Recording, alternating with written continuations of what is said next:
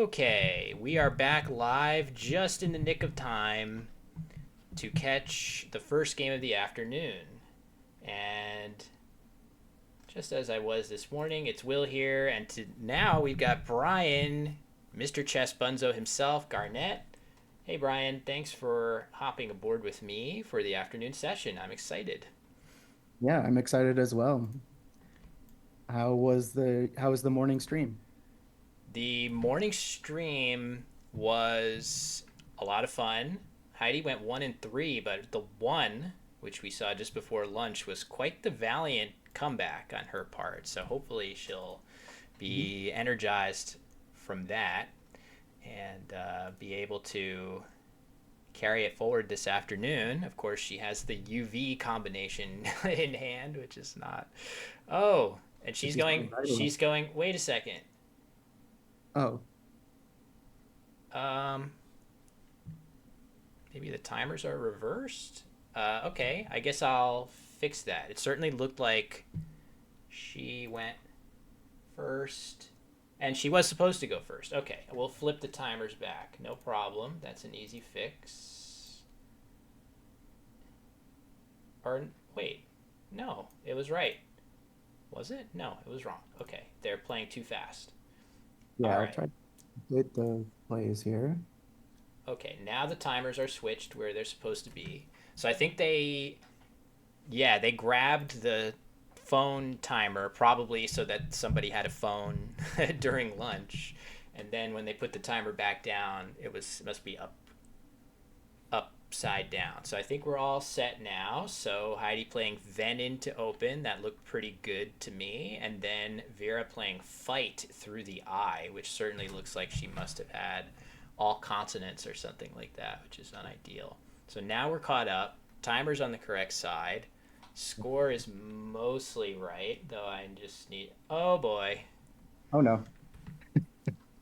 Let's see if this comes back. The nightmare. Um, In the meantime, hello, churro. oh, thank God. Ah, yes. Oh man, objurers. Oh man, it's a reasonable try, but that's not a word, and I think Vera is likely to challenge it. She's smiling. She probably knows that she was slightly ambitious with this, but there were actually valid plays in there, Brian. Yeah. So suborder, I think, and Borgers. So I'm going to put in a yes, yes here into Quackle, I suppose.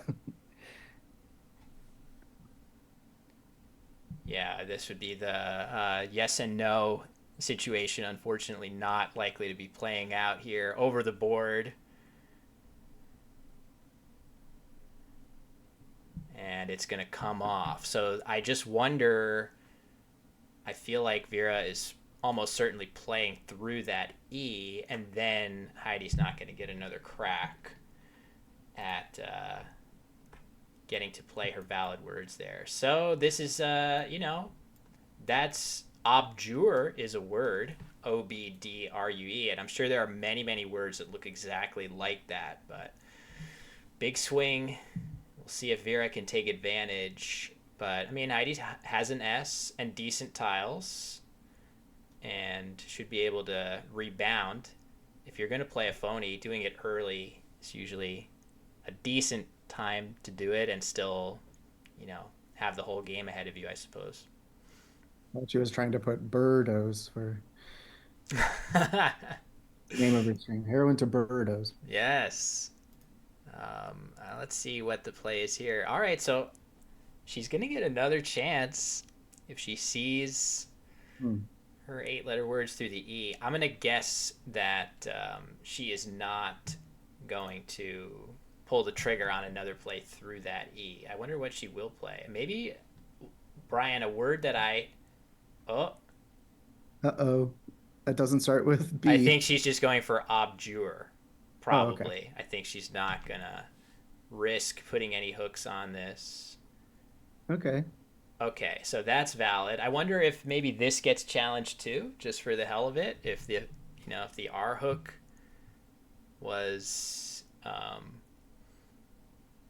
phony. Maybe the whole thing is phony. But I guess she's she gives a big Drawing. smile. Uh-oh, this looks very bingo like. Oh, are we gonna see? Wow, diapause. Oh, nice, nice one, Vera. That's just a good, solid, impressive play by her. Um, So the blank is an I. yeah, blank is an I. So diapause, nicely spotted. I'm not sure if there's anything that much better. I guess if there was going to be a better play there, it would be through the T of fight, and I'm not immediately seeing any double doubles. There are some eights there, but this looks pretty good. Um, was there anything even better than that for Vera, Brian? Oh, I haven't checked yet, but just I'm catching up on chat here, and I see somebody said that Vera exchanged first. Oh, okay. Discrepancy we had earlier. Yeah. Vera exchanged going first. No, I mean now, but no, that I don't know if that's true because now the pairings got changed so that Heidi goes first in the game. Okay. So I think everything is all good with the score and everything else. So I think we're okay. There's no real way to tell her. Oh, plateaus. Yeah, plateaus. I'm seeing in chat. Nice. Okay, so that would have been slightly better. Another cool thing about this word, I think, is that it's actually a verb and takes a D. So diapaused is a word which I don't. I would be reluctant to try that unless I knew absolutely sure. At least I think it does. Let me. I need to make sure I'm not talking out of my you know what. Diapause. It does. Okay. So could that come up? Maybe it's not really that relevant. Um, so yeah, we'll see. All right. Well, either way, if Vera went first and exchanged, that was not what the pairings called for, but it actually doesn't affect the score that we have right now. The only thing that it did was hose Heidi out of like 4 winning percentage or something like that. Um, So, Will, I'm having trouble seeing Heidi's last tile. I know. Um, that's okay. Hopefully, she'll move her rack into. Oh, there we go. Oh, I think it's another R, Hmm. or maybe not. Yeah, no, it's another I. Okay. Yeah. So that way I can see her options. So yeah, what to do with? She's got the K, the V, another I. I guess probably the engine is going to want her to just maybe play KIEV through the E of diapause or something. Maybe there's a better. Seems to be a 47-point play available. Wow, four. Ishi beneath fight. Creasy. Oh my god, that's a new word. Didn't think Yeah. of that one. Hmm. Um, yeah, that would have been tough to spot. And um, No word. Yeah. So she plays hike. yeah, interesting. Definitely a defensive choice compared to Hive in the same spot, which of course takes an S hook and a C hook. This doesn't take anything. So probably in a vacuum, you might want to see the V be played, but in this particular situation, it makes sense that she would not want to do that because that's a super dangerous hook. She doesn't have an S, so if she wanted to play it real dangerous, she could have played Hive and put Vera in a bit of a bind. But she probably would have played exactly the same thing that she did, and the hook would have been neutralized anyway. So yeah, um, wouldn't have mattered too much. Sure. So yeah, it's Vera's turn now. Objurers. I feel like that was as reasonable as a word as you could look to play on that turn. But yeah, bordures would have been. Maybe she's seen that anagram, alphagram before and figured there's got to be something in here, and that was her best guess at it. But yeah, that was a tough one. Tough find. Would have been So actually, awesome. since Vera played Bio up at the top right, it's Heidi's turn at the moment. Oh yeah, sorry, my Oh, and Heidi has mistake. blank. That's new. She has what? Sorry. Has a blank. That's new. Yes, that is new. She picked that after hike, so that's nice. So surely she will want to play the V and the X, but maybe she won't be able to play them both together and also score well. Maybe I think she's probably thinking about playing Lux through the U of Diapause. That, That seems to be the highest equity play, actually. yeah, seems good. The V, as much as we all hate the V, surrounding it with SR is actually quite good. Those are now you're starting to be able to bingo a lot of the time, especially if she can draw like another decent vowel. So I think Lux will become a bingo fairly often. It just I'm sure she's saying to herself, how could I possibly not have a way to get my V and X off at once? Mhm. And I guess there just isn't one. So Well, yeah, she could, but for much fewer yeah, points. Vox, right? That doesn't feel like the. Oh, look at this. So Oh, she's okay. gone a different direction entirely. Verls here, keeping X blank. What is her vision for the X here? I bet she's hoping. Is there some spot on the board where it's going to fit nicely? I'm not sure.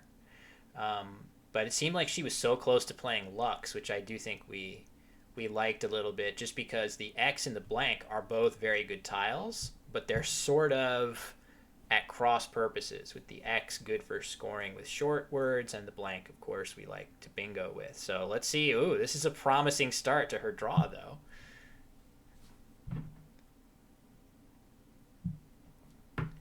So yeah, we'll just have to see if she can get some vowels here. I guess the Oh, sorry. So Vera playing big at the top right. That looks kind of scary to me. Doesn't score too much and it's just dropping a couple tiles. I would be. scary from Heidi's POV for sure. Yes, surely if she didn't have five tiles she really liked, she would probably have wanted to play more of them. So I agree with you completely. And now got this X still. Um, So I'm sorry, Churro, that I guess we're not going to see list serve. oh my God, where were we gonna see? Churro was just suggesting that she drop the X and fish for list serve on the last turn. Where would I don't even see where that would go yet. Oh, nice play. I didn't even see the hiker hook, although very slick play being pointed out in the chat by Penumbra of extrorse through the O of obdure. I feel like this play is probably not that much worse in equity than extrorse, Brian. Yeah, let me check that out. Yeah, it is. It's very close. Yes, indeed. Because, Keeping a very good leave, RST blank, yeah, that leaves and so scoring good. 38 always feels great. Yeah. So she will need some val. Oh my God, look at her draw. J Z A. So yeah, this is like sort of an interesting teaching case of why, when you have the blank, would you want to play off that power tile instead of keep it along with the blank. In the cases where you draw another power tile, you might be able to bingo if you just had Z blank or J blank or X blank, but with multiple of those together, your chance of bingoing plummets even from its very low amount. So If you have the J and the Z and the blank, um, if you want to use the J and the Z, you almost have to make the blank another Z, and that's going to be tough. yeah, for sure. She can burn her blank here. Noah SL in the chat pointing out ersatz right here, which definitely scores like a bingo, right? Like that feels great Wow. to do if she sees it, but that is not the easiest play to spot. It's already a tough word if you had a real E. I feel like it's hard to see that one. So if not that, she can. I'm sure she'll be able to come up with something decent to, like, yeah, even just. Oh, she's gonna play jab there. I was wondering if she would maybe play the Z parallel, but that gives a lot back. So she's going for the big Z blank play, keeping her R for fiver. If she could just draw two vowels, she might have something pretty good, but consonant draw could be really rough here. This is an interesting game, and also, Brian, it's been pointed out in the chat, the clock, Vera playing lightning fast. Oh my god, Zestier.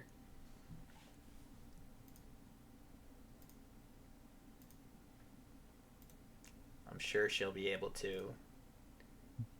Still has over 20 minutes, Vera. Yeah, Zester blank looks bingo-y and scory. Yeah, I just wonder sometimes with racks like that, if you can find a good enough play that's not a bingo, you might actually want to do it. But Zester, I mean, the scary thing about Zester is it goes down here, Zestier and Zesters, but putting the Z right here is like a little scary. You're getting hit with a ton of stuff through the Z, even just two tile plays underneath. A Hito, nice play by Vera, using low pointers, probably from a rack of a bunch of vowels to score pretty well. So, all right, what else if not playing the massive bingo down low and just let the chips fall where they may? Maybe Vera has all vowels and she can't do that much through the Z. Or maybe she has a triple triple through the Z coming. Could be anything. So, I'm gonna run some simulations here on this rack and see. sure. Is there any bingo other than? There's Hertz's Oh, hybrid. Hertz's. Yeah, that's probably worth playing just because the blank H in the No, triple lane is safe. But I think she's made a reasonable play here. There's no way she didn't see Zesters or Zestier. She is not wanting to put the Z in that scary spot. So I feel like this is reasonable. That being said, Zesters scores massively. Oh, also Seltzer possibility. But I feel like this has merit as well, Brian. yeah, the simulations also um, they like playing the top left, playing Oh yeah, Z, uh, the bottom left. But those are, I mean, those would be scary to play, putting like a nice letter up in the triple lane with, um, especially with Vera, fishing off some low point tiles lately. yeah. I think Nice defensive and scoring play here with ZE. yeah. The reason the computer likes Res is the upside of triple triples when Vera plays anywhere else, right? So when you play this move, leaving whatever EST blank, anytime Vera doesn't play here, you have really really good odds of hitting a triple triple. The downside, of course, is she is going to play there a lot, and you immediately give her maybe the best scoring spot available on the board. Maybe you give her a triple triple, as you just suggested, Brian, playing all low point tiles. She could easily be sitting on something really good to capitalize on that. So the engine is probably saying, oh, yeah, the upside of this is so fantastic, but there is the, trying to minimize the downside risk to think of too. And definitely this board is much more controlled in the sense that there isn't a standout spot that's going to score massively here the way there would have been. And now she's going to get a bingo for sure somewhere or other with Oster blank. I like her. I like her chances. So it's a tie score. Um, so kudos to Heidi for keeping up on score despite not bingoing yet. For sure. JZX, one after the other. And now I'm going to finish it off with the second blank. And if Vera just has one clunky rack here, this could be the beginning of a nice lead that Heidi will seize. So we'll see if Vera taking time for the first time this game, seemingly. She's been playing her moves at an absolute breakneck pace. All right, this looks like kind of the sort of play we're hoping for here on Team H2B. Hmm. Nothing too scary. Yum for not that much. And Those certainly doesn't block any bingoing spots. yeah, for sure. So now this is she's spoiled for choice here though. Yeah. What to do? I guess if I'm looking at this, I would sort of discard. I guess I would need to look at least at this T and see if you have an 8 with vowels in that early position, but it certainly doesn't feel like it. I would probably be just looking to play something with phase here, which keeps the board really nice and closed down. Something with fiver is going to give back a lot almost every time. There's just no real way to use that spot and not give a lot back. But if she doesn't see anything else she likes, she will be fine to do that. Oh, maybe Garrots is the way to go. This is kind of nice. Putting a blank G in the triple lane, that's not too scary. Guess in that spot, maybe INGS is somewhat in play, but I don't know. Is there anything stand out, Brian, as like, oh yeah, that's the play, or is it more Um, unclear? I think, like you said, she just has a ton of reasonable options right in that same spot. Um, and this is a situation where I might, unfortunately, take too much time because I have so many options that are so close.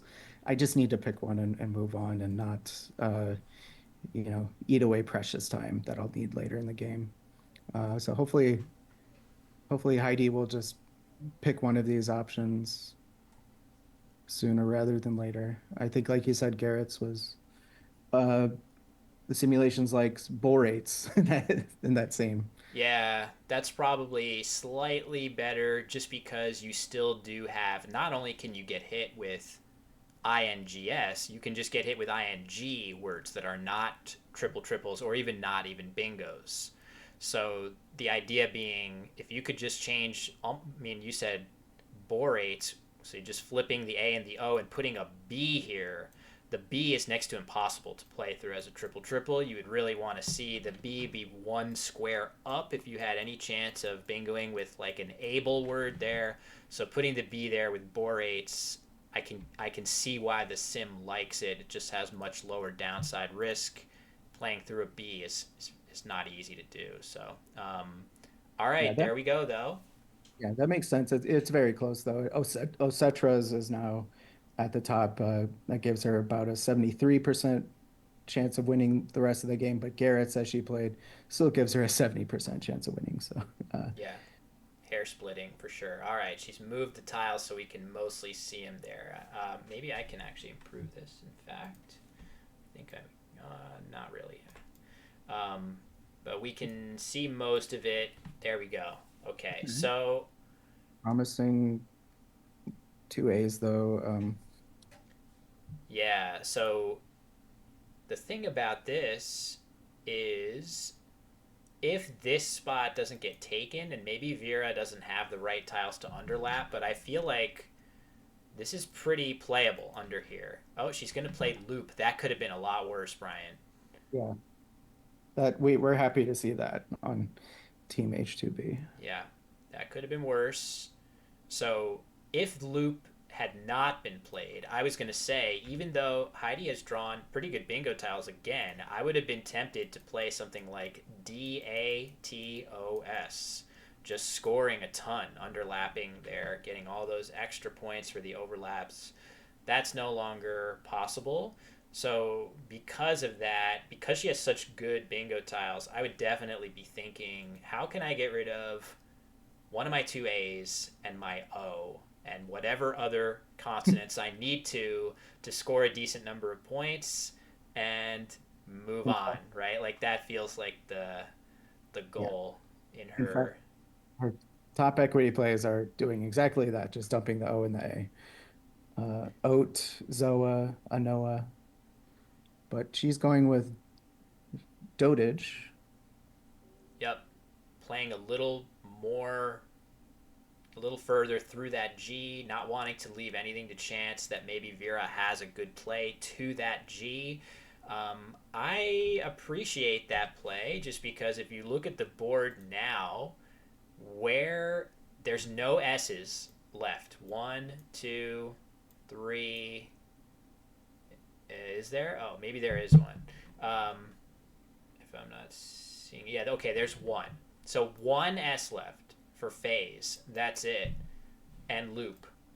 Other than that, there is not a lot of real estate on this board to bingo. So you might as well play extra tiles. That being said, I feel like this hook alone is enough that I probably would have tried to keep a really dynamite bingo lead there, but it's a hair splitter for sure. We can see the tiles are not exactly in the right spot, but we have a clue about one of them here. An important clue, Brian, that we'll see if she. We'll try to figure out after if there's a way to keep the rack in one space on the board just to let us be able to see it more consistently. But I think she also kind of knows. Oh, I think she has that last S as well. If I'm not mistaken, this kind of looks like it. This is kind of fun. I like this partial. Oh, there Oh, we go. whoa. So we saw QRSO. Yeah, it was Oh, Solera Q, I think. So yeah, so believe does that's what we had. that mean two A's? Sorry. Yes. No, Oh, not to. Sorry. Yeah, like I don't know what the anagram of that is, but a loser Q. A. Oh, that. Okay. Yeah. It's like Brian is a loser. Not easy. You jump straight to it. Why couldn't I have been the loser? Oh, That I'm sorry. that was being referred to there. But yes. And so he So gets. yeah, there's just no way to get it right now. So we'll relay that after and we'll flip the board for her. So all right. So clearly the Q becomes the focal point. Um, sheesh. Where is it going here? Are you? I guess it's okay, given that she's drawn that. She should just play her Q here, or maybe, yeah. I think it's just plopping the Q down because she's gonna bingo with so much else. Oh, wait a second. Oh no, yums. I don't know about yums. I don't either. I know it's not good in NWL. Oh, it's not. Yeah, I don't think it's good.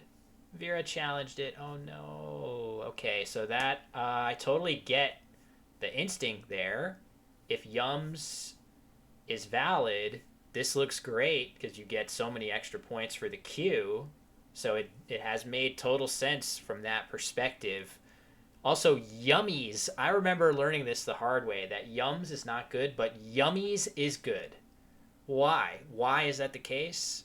I could Rude. not tell you. I could not tell you why that is, but it is true. So the dictionary full of beautiful inconsistencies of that nature, and she's gonna pay the price here, but she's still in decent shape because Vera, whatever Vera does, it seems unlikely that it's gonna play in this area, and then Heidi has a chance to just play her Q, and if we're looking at the unseen pool from her perspective, leaving that leave of whatever Solera, she can draw areolas, areoles, oracles, loners, morals.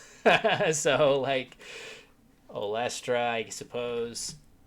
So she's still, and even the play that Vera just made, I think, of Dip doesn't really change that fact. Almost all of those plays are still going to fit after just dumping the Q. So Heidi's still in good shape here. Okay, so I just want to take a second here. Did Vera exchange last turn? Because I don't see any. She just played a D and an I into the P of loop. I'm sorry, before the challenge.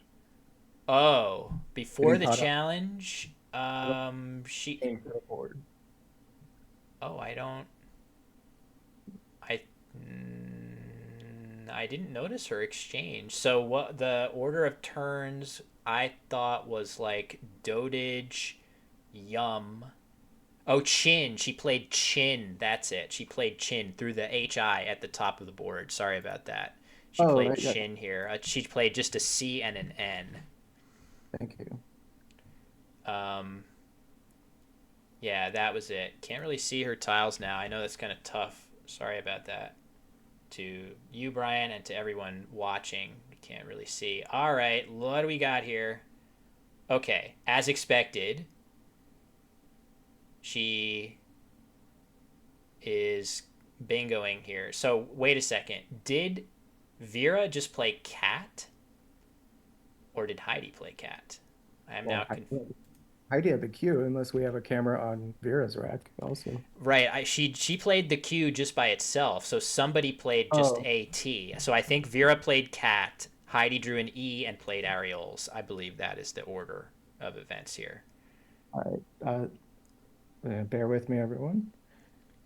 Yeah, it's been tough without seeing the tiles in full. Sorry, everybody. We're gonna get that fixed after the game for sure. Um, but yeah, that's a big swing. I think, yeah, once Ariels comes in, it's going to pop Heidi back up in the score again. There we go. Nice. So that's a good situation to be in, especially facing a pool of pretty uninspiring letters. Looks like Best saw the letters, which are Wenner, Wanner E, I suppose. Maybe you saw him. Wanderer minus Wanner, yeah, Wanderer minus an R. the DNR. Yes, exactly. So, all right. So, hey, we've all been there, right? Sometimes we have these games where, there was an M in there too. Yeah, Um, that makes sense. we have these games where you play a phony, maybe you even play two, but you come out ahead in the end and you have to apologize to your opponent. We all deserve one or two of those every now and then. And in fact, Heidi actually lost a game where she challenged off a word that her opponent played in relikes, and she still lost that game despite not playing any phonies of her own. So karmically, she deserves this. We should all appreciate that fact. And actually, in between the couple phony words that she did play, she made a bunch of nice plays as well in some tricky situations. So I think she's in good shape here. I don't want to speak too soon, but I feel like she's in very good shape in the game. I mean, she's taking a moment to do some makeup here, so I think she quite real. I didn't see that. Oh boy, that's how you know. That's a power move. Oh yeah. I've never done that one myself, Brian. How about you? No, but I do um whenever I think of, my opponents doing weird things, examples of that, the strangest thing that happened is while the opponent was waiting for me to play, he started clipping his nails. Wow. That is That impressive commitment First of to all, to I've never hygiene. had a set of nail clippers on me at any Yeah. moment out of the house. I can't say I usually bring those to tournaments. I wouldn't say I've never brought them, but I would definitely say they have never left the comfort of the hotel room down to the playing room where I could do some clipping. Um, what do we think in the history of tournament Scrabble? Has anybody ever clipped their toenails at the table? Has that been done? Well, I'm going to be the first. No, no, please, Brian. I consider you a friend, but I would file an incident report on you if you did that. Okay, how about I'm just just on the letting you street? know. Oh, no.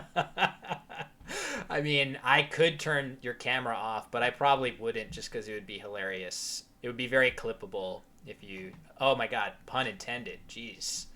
Um, Clip that. yeah. So anyway, hopefully Heidi never watches the VOD back here, and if she does, we apologize for not staying on task. But it is a fun game, so we're having fun with it here. Hopefully, in the chat, not everybody is flocking over. I actually haven't taken a look at Axer Typo's stream as well. So everybody that's not at Niagara is spoiled for choice today because you got this stream, and then you can also watch Josh's stream over across on his channel. So hopefully, some people are doing that too. Hopefully everybody's watching both streams on every device they can get their hands on to pump the viewer count up as much as possible. So, all right, what are we seeing here? Cot. That's probably the two-tile play. I'm assuming that Vera does not have a W and is going to draw one after this play, or else she probably would try to fish that W off. Maybe she's keeping it because Cot takes a bunch of hooks, including an E, which is the NWL word, but also a T in Collins.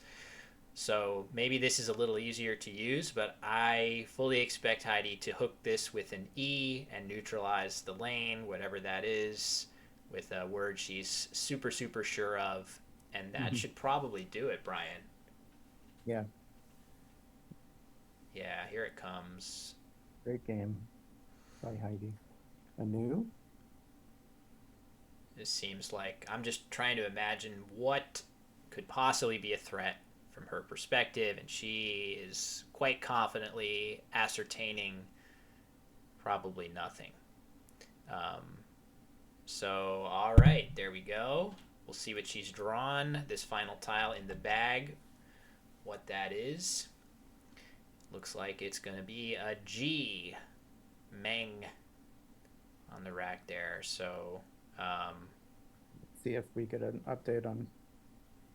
Yeah, so, yep, there's the tiles that Vera has. You see, we're, in general, the goal is for this part of the screen to always reflect Heidi's perspective, because that is what we're here watching. But, yeah, it's tough sometimes because we're used to, that does require the scorekeeper, which in this case is Brian, putting in Heidi's tiles into her opponent's rack, which is a little weird. So bear with us there. But Brian's actually doing a fantastic job with that. What's that? It's my first time doing this. So. Yes. Yeah. We should definitely be. We've got a nice little team behind the scenes here, and that includes Brian helping out, donating time and energy, learning new stuff, like quackling along with the stream. So definitely want to be really appreciative. I don't know what's the best way to show love for Brian in the chat. Whatever that is, we should be doing that right now. So yeah. But yeah, this is another win. So Heidi's going to have a little streak going here. Two wins in a row, getting back to 2 and 3 after the 3 losses. Brian, Heidi started out against Tony Leah and Lori Cohen, 2 players that are probably in the top 20 to 40 players in North America. And then another solid player in Prashanth Seetharam. But that's tough when you look at your pairings to start a tournament and it's several really strong players in a row. That's Division 1 for you. These nerds, they're so annoying, right? Am I right? I don't know what you mean. I haven't spoken to a nerd in I don't know how long. Certainly not speaking to one now. Certainly not interacting with any on Twitch. These nerds, their dictionary study, and do they even have a life at all? Just looking at the dictionary nonstop till they know every word. You could be trying to cure cancer or something. It's pretty sad when you think about it. But that being said, it's all good. We all got to have passions and hobbies. All right, win. An ironic play for Vera, to say the least. Maybe she's saying nice win, Heidi. Fair enough. That could be it. Heidi has a 4-letter word, Meng. I don't think it's going to fit anywhere. I'm not sure where her top play is going to be here. I guess NEMN off of the N of win. Maybe that gets a decent number of points for her. Not even sure where else she's supposed to play here. Um, but it is all academic from this point. She's going to get another win, and we'll see what she has to say about it afterwards. Unfortunately for you, Brian, I, as the producer, can hear her audio, but you may have to just, I may have to translate. Oh, look at that. I'm impressed with that one. That's not an everyday four-letter word. And it's getting challenged, too. Very nice. That's impressive. she's full of surprises. Sometimes there'll be like a word where we're like, all right, she's gonna see this and it doesn't get spotted, and then she knows a lot of crazy words. So it is kind of fun in that sense. I just want to say that Penumbra in chat says, I was away from Scrabble for a while. Now I'm back. I realize y'all are my people. I'd love to hear that. Um, so I'm relatively new to Tournament Scrabble, but I quickly discovered that I agree that Will and Heidi and y'all are my people as well. Yeah, it's an amazing community. It really is fun to be a part of it. Um, I feel like it became it for me. It was weird because I had always played word games for pretty much my entire life. And when I started playing Scrabble, it was this combination of not only are these the people, this is my tribe, but also this is the game for me. Like, this is the game I've been looking for.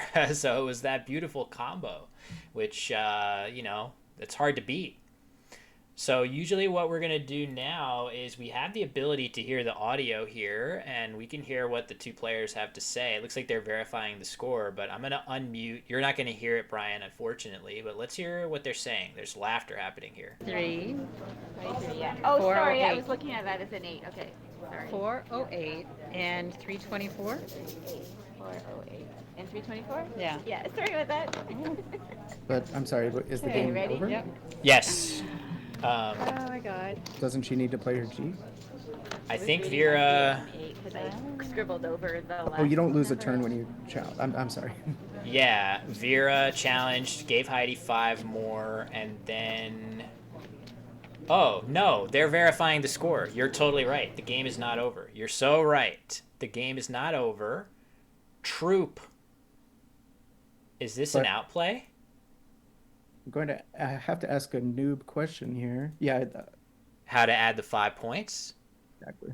There is a little, but at least on my Quackle, in the top right, there should be a little button that says +5, Oh, you're right. and you can just plop that. You pick whatever play you want, then hit that button, Oh, okay. and it augments it. But it's not a big deal in this particular case.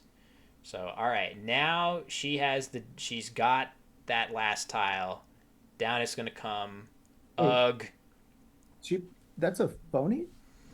Troop? Oh, troop with that spelling. Oh my god, I didn't even bat an eye at that. I'm sure I have thought that was a word before.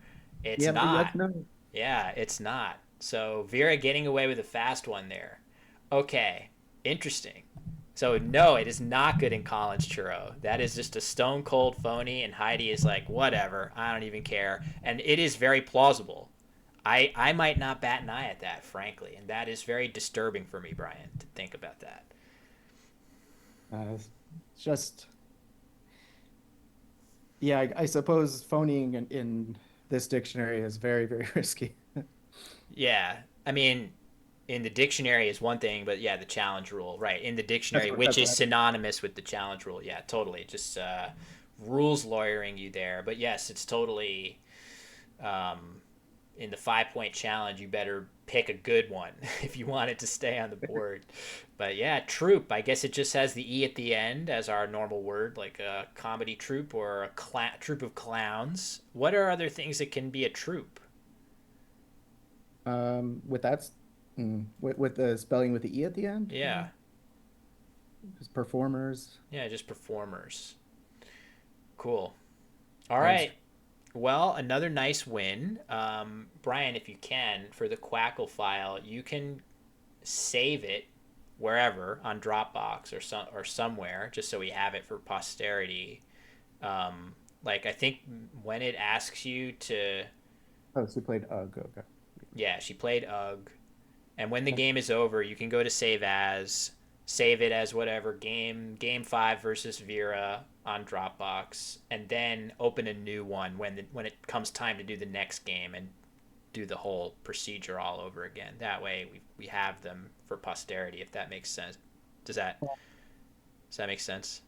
I'll, I'm not going to pretend I heard all of that. So Oh. save this under a different name, not Yeah, live. just save it as like game 5 or something. Okay.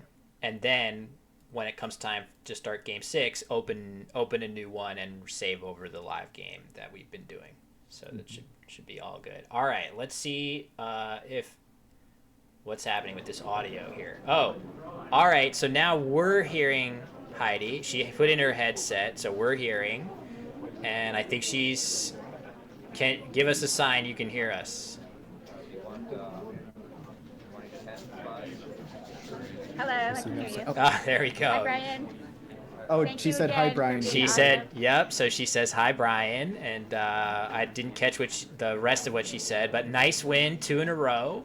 Show me. She's seeing other people in the chat. Yeah, I mean, you definitely earned the right to win a game where you play a phony after some of the games from this morning, so don't worry about that. Objurers was a good try. There were a couple valid words in there. If you're curious of borgers and suborder. Oh, really? Yeah, I think those were the ones that maybe BORDURES. Very hard, very hard. So nothing to worry about, really. Didn't miss anything easy.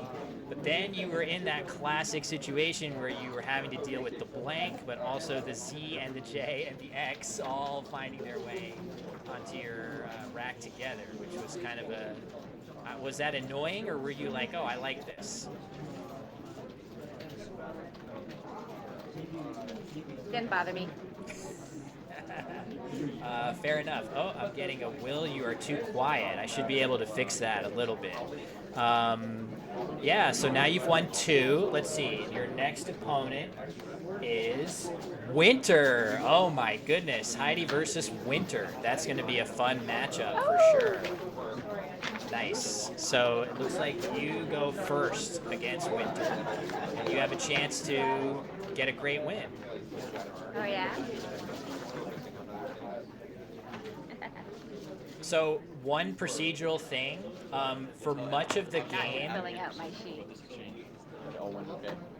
for much of the game, we could not see the full set of tiles that you had. So I'm not sure what can be done about that, but just be... Oh, sorry. I think it's because I moved the rack, so you might have to adjust your thing. Right, so I was doing that to the best of my ability, but some of it was still cut off, like inaccessible based on the screen share that you had. So just it is pretty good where it is now, but we made do. We were able to figure it out. No, don't worry. We're just letting you know. It's like literally perfect where it is right now. So the more it stays there, the better. So yeah, that's it. Okay. Sure. How are you feeling? Did you And enjoy? I taped down the rack. I don't have any tape, but next time I'll bring tape. Did you have a good lunch? Yeah, I just had some pizza and a beer, so that's why I was a little bit. Nice. Lunch of champions. Very nice. Well, I'm not sure if the next round is like imminently starting, but you can hang out as long as you want with chat.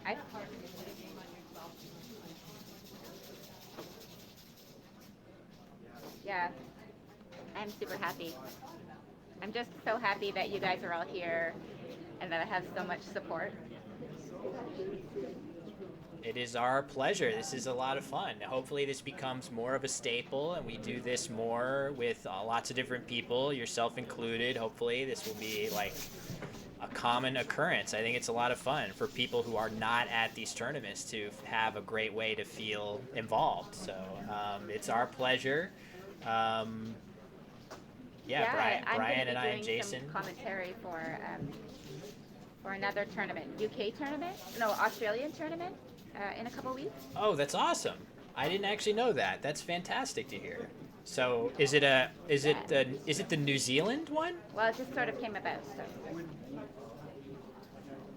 Oh, maybe. I don't know. Chris Tallman and Yeah. Alexander. Yeah, Alex Gander. Those guys are the New Zealand crew that are doing awesome things with streaming over on that side of the world. So yeah, that's awesome. That's so cool to hear. I'm really excited to hear that and potentially try to watch some too. So fantastic.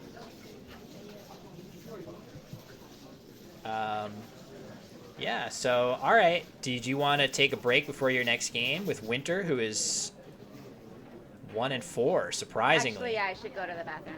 Yep, So. that's normal. All right, we'll let you go. I'm gonna mute you, and we'll get back to just me and Brian. Thank you so much. Yeah, sorry. We'll try to figure out what's the way for you, Brian, to be able to hear and speak directly to Heidi through other non-signing techniques, but the signing will do great for now. So yeah, that was another good win. Awesome to hear that she's going to be chipping in with commentary in the New Zealand scene, where their streams look fantastic. They're doing such great things over there, and it's just great that streaming continues to proliferate, and hopefully everybody's enjoying.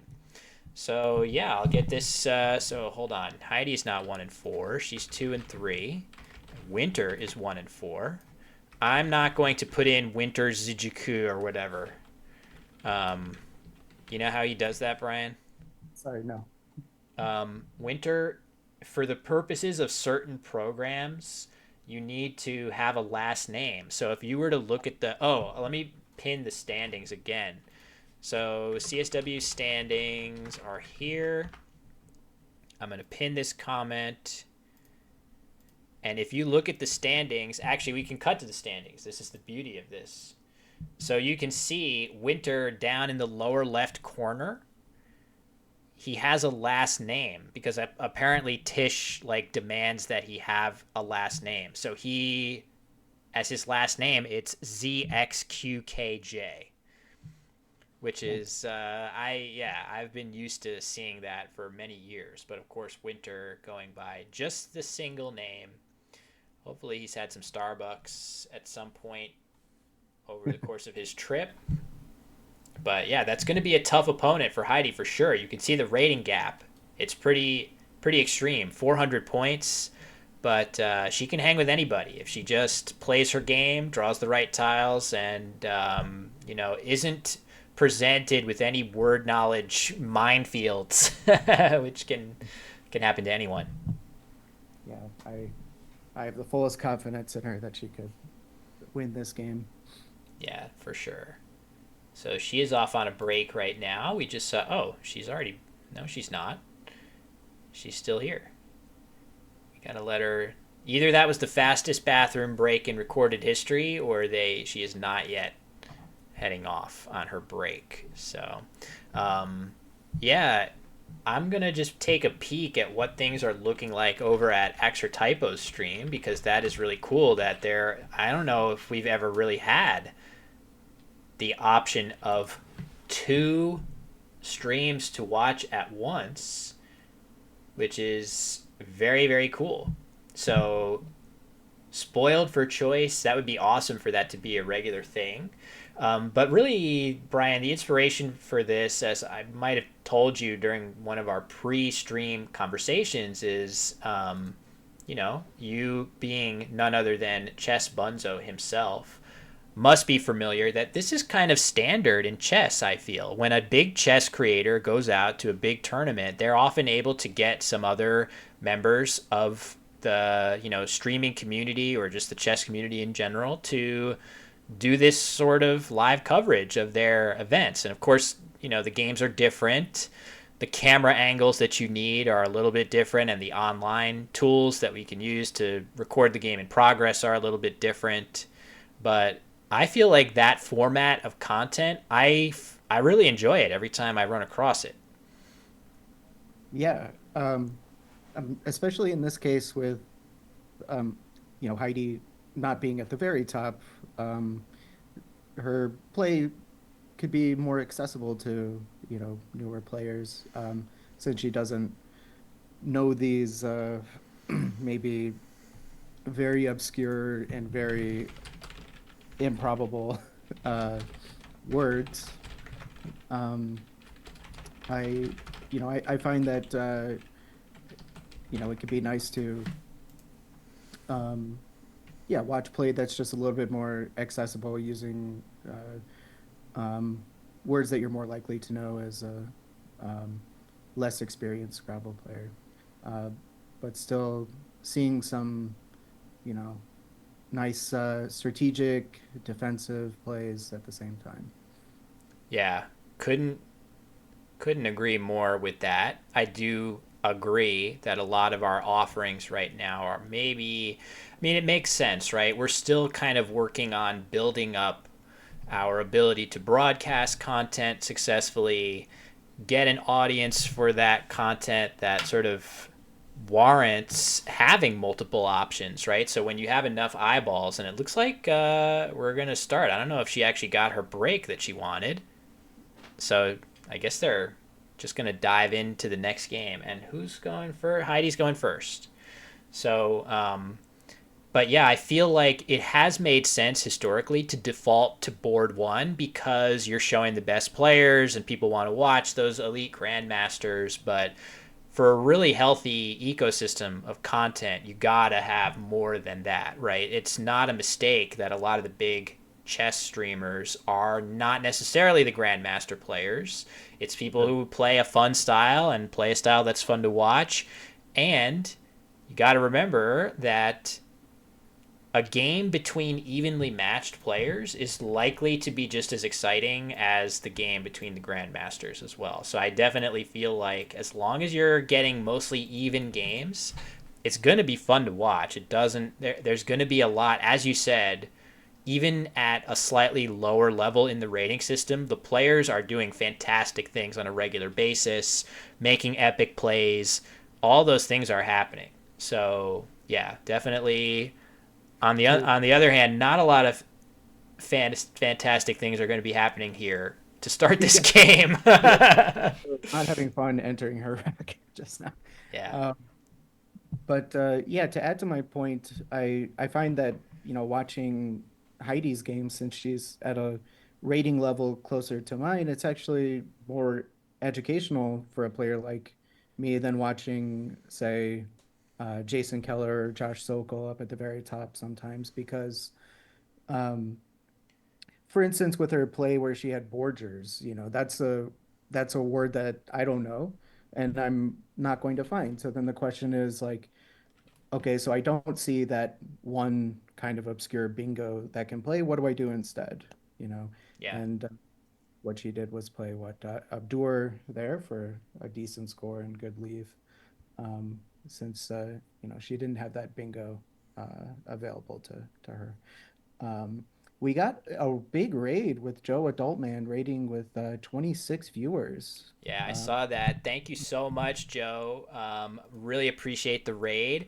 Um, Will and Brian here doing commentary on Heroin to Birds. Heidi, our streamer, is off in Niagara Falls, competing in an over the board Scrabble tournament, one of the biggest in North America, and we are providing the live coverage. So it's been a lot of fun. Heidi's on a 2-game winning streak after a slow start, so we really appreciate the raid, Joe, and welcome to all of the raiders. Hopefully, you are all having fun over there. Not sure if you were doing some crosswords or other gaming stuff. Let us know what you were up to. We're curious, but appreciate you all being here. Thank you so much. So she I have, played Yuva there, Brian. I have a question. Is that valid? It is, yeah. Oh, That is a word that's super useful in Collins, even though it has the anagram of VAU.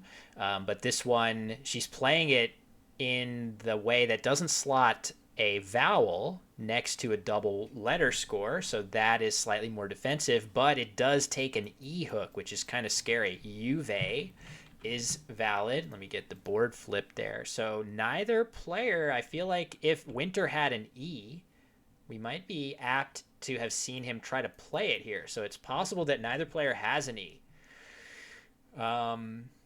So yeah.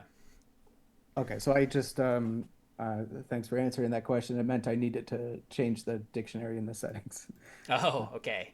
Got it. Cool. So yeah, We're it good. should be fine at this point.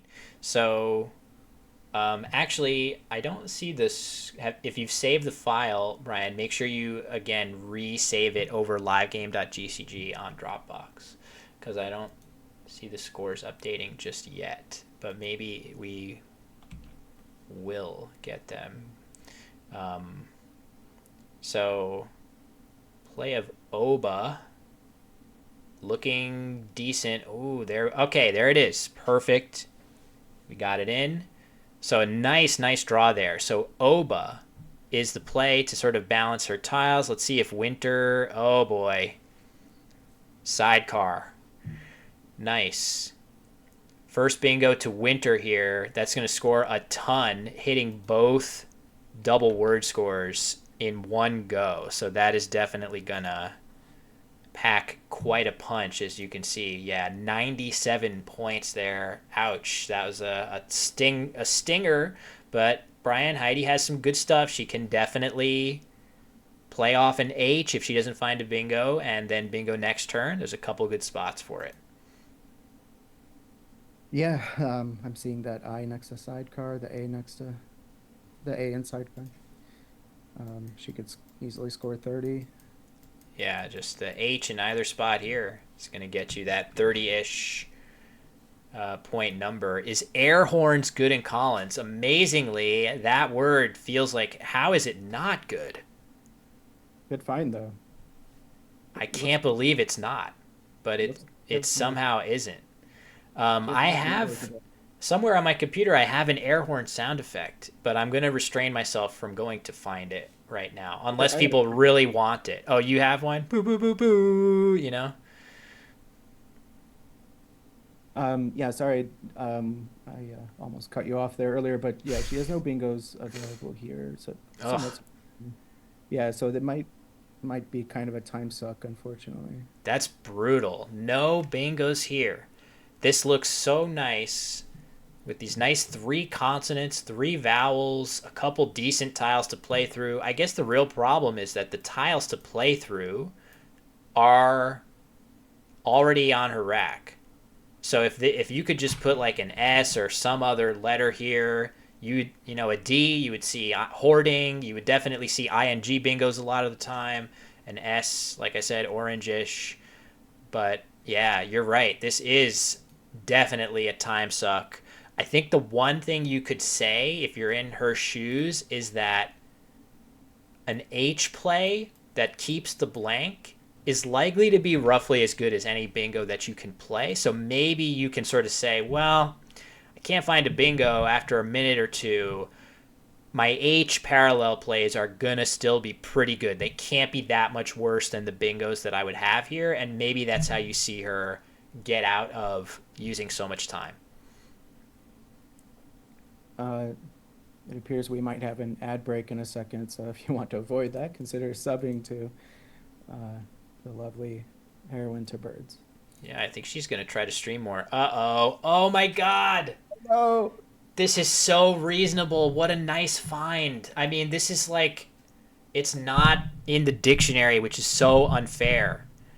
This is actually such a good find by her.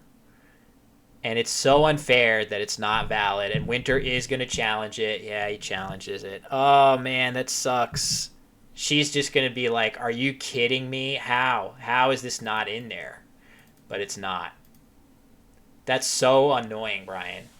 I know. For entertainment purposes, it would be fun to have that live challenge camera.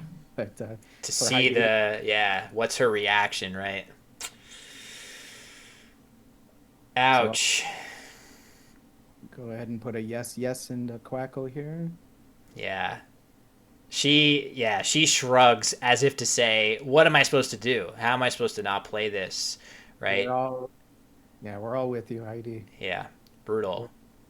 That's just a good font. Like if a play that scores 0 and is a phony, she's smiling at the camera as if to say, "Are you effing kidding?" No, it somehow isn't in there, and that, I mean, I bet that it's going to be in the dictionary within one of the next update or two, right? Like, I feel like I've seen that as one word before. No? Let's Google it. Yeah, Google will help us, I guess. Let me flip that board back. So this is a big swing, of course. It already was going to be a big swing, but if Winter has just drawn an X or a Z or a J, any of those good tiles, he's going to hammer them here. I feel like he's going to have free access to hit all of this stuff. So we're, as nothing against Winter, I'm a Winter fan myself, but if we're okay, we can live with that. Cop, not so bad.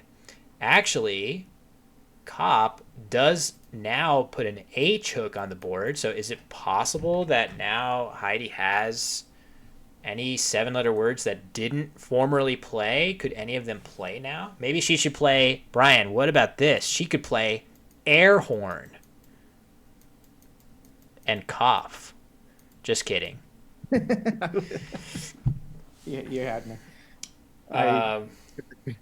Yeah, so, I guess she had one. A very tricky one of Orthian, which I could forgive anybody for not seeing that one. Noah SL in the chat spotted it. So technically, maybe Cop not the play for Winter just because it gives that back. But practically speaking, it looks fine. Okay, now she's drawn better. I feel like she should be able to bingo next turn. I guess it depends a little bit on where, but I think she's going to at least know something like Sierran and NOH. So that's pretty likely to stay open. And when it does, she'll be able to get back into this game with the bingo there. So we'll see how things transpire from here. But yeah, I'm still a little bit perturbed vicariously for her on air horn. I got distracted for a moment just searching for air horn on Amazon to see if any listings had it as one word. But while I'm here, if you want to give me your address. You gonna send me one? I was gonna say, all right, while you're there, you want to pick up one for yourself. I'll take one too. That would be just great. Press in chat here. How can we incorporate air horns into our streaming capabilities? I mean, as I said, I literally have it in my soundboard. So if I were to go and find it right now, I can just get it. We can have an air horn sound. Maybe we should play it whenever she gets a bingo. From now on.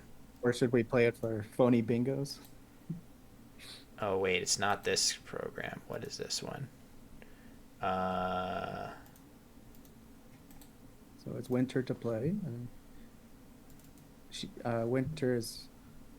Oh yeah, here it is. I found it. Not as fast as Vera was last game. Yeah, Winter not going quite at that insane breakneck pace as we saw. You're totally right. All right, here we go. Where's my air horn? Yeah, here it is. What is this? Is this gonna blast everybody's ears if I play this? Now's the time to do it because we have an ad break. So if it's absurdly loud, it's pretty loud. That was pretty loud. I didn't. Oh, I guess I'm not hearing the stream. Yeah, you're not hearing the same. It's not blasting your ears. You're the only one. I could probably lower the volume somehow, but it's nice for it to blast everyone's ears. That's the whole point. So should we play an air horn after she bingos here? Yeah, maybe I need to reduce that audio. The problem is that your audio is on the same source as that. So, all right, maybe we won't do the air horn, as tempting as it is. As long as we give a fair warning. Yes, earmuffs.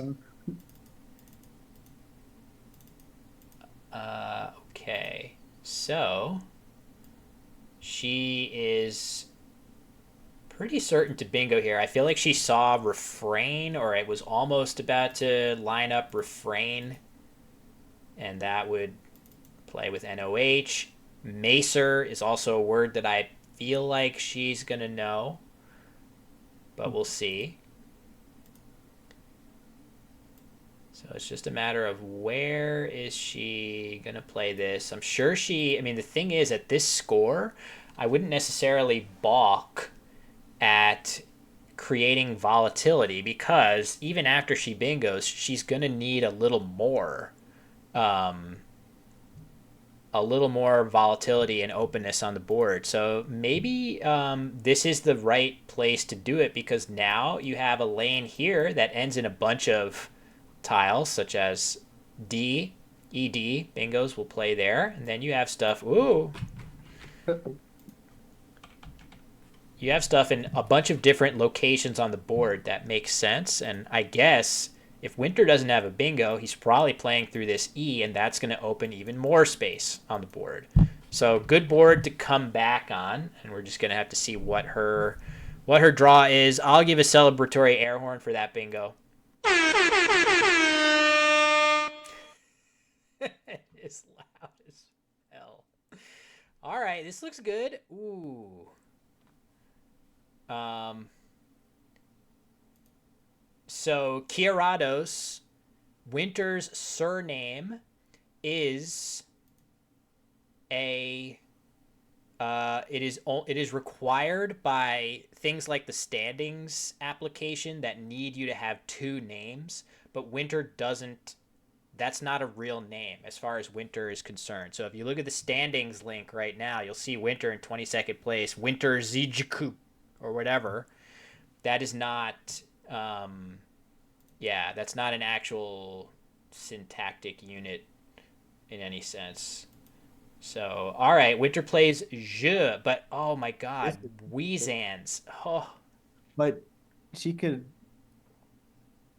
Her highest equity play is not bingoing. If you can. Is it like Zetas and Maced or something? Oh, it's Wands. It's Wands. WANZE. It's got to be Wands. Indeed, it is. Wands right here. So she has a lot going on here. Winter playing Zhu, getting some good points there. He's probably up by another 100, not even 80. So man, she can really cut the gap here. Look at this pose. Look at this. This is the agony, like this decision is giving me a headache pose, because I think she probably realizes that she might have a variation of Weezans on her rack. So for if you're in the chat and you're saying, what the hell are you talking about? You're right. I appreciate that. But what we're talking about is that look at all these words, right? So, wow, it helpfully gives all the variations. So the second to last one that Heroine Debauch just said, she has that on her rack right now, and she can play it in a couple different places. So that's annoying to not be sure about that. And then the other annoying thing, of course, as you suggested, Brian, is you would have to see and know this weird Z word there. I feel like the play that is more human to make would just be Zetas right here, even though it leaves you with WN or something like that. It still scores a boatload of points, and I would expect her at minimum to see that one. She doesn't look happy right now. What is she doing? She knocked the rack camera down. She's getting that fixed up again. Kind of looks like we will help with it. That looks like the I'm exchanging motion. Yes. Yeah, exchanging would be not called for here. So we're not going to see that. She is definitely playing. The only question is, oh man, for a minute she had the letters for Wands lined up. Okay, so here comes possibly Zetas. I would be, if we ask her after the game, I feel like there's 100% chance that she's been debating Weezans with 1A. She's definitely been debating it. I know that. So yeah, she's gonna. Thanks, Seth. Seth redeeming his channel points to become the Spy Master in the next Codenames game. Hopefully Heidi brings that back and you can actually get the value out of that, of those precious points. So just to clarify, I see a question in chat. So yeah, she had a bingo of Weezans, but a higher equity play was actually to not bingo and play Wans through that triple word score and on the left side there. Okay, but she plays Zetas. Let's put that in. And Winter quickly coming down with beautiful tiles here. That's unfortunate for Heidi. Yeah, she just got very close with Zetas. But yes, the one drawback of this compared to some of the other plays is you are scoring well, but you're leaving the W. The other plays would have used the W, and you are making a nice lane at the bottom of the board. Of course, Winter did not have to have a bingo there, but anytime he does have a bingo ending in E, A, or O, or some other letters, Zetas is going to give him a good crack at being able to use that. So yeah, tough break for sure, right as she got close. And she was like 10 points behind or something after that play, and then Winter hits right back. I still feel like there are some reasons for hope. She can play something like Wooden through this E, and then maybe draw the second blank and continue to, be close. So yeah. I always find drawing blanks to be a good strategy. Yes. It is a pretty good strategy. It used to be like decades ago. It was definitely a thing where turning over tiles was the way to go. The idea of playing short to keep those good bingo leaves together was not considered to be as good as playing as many tiles as possible.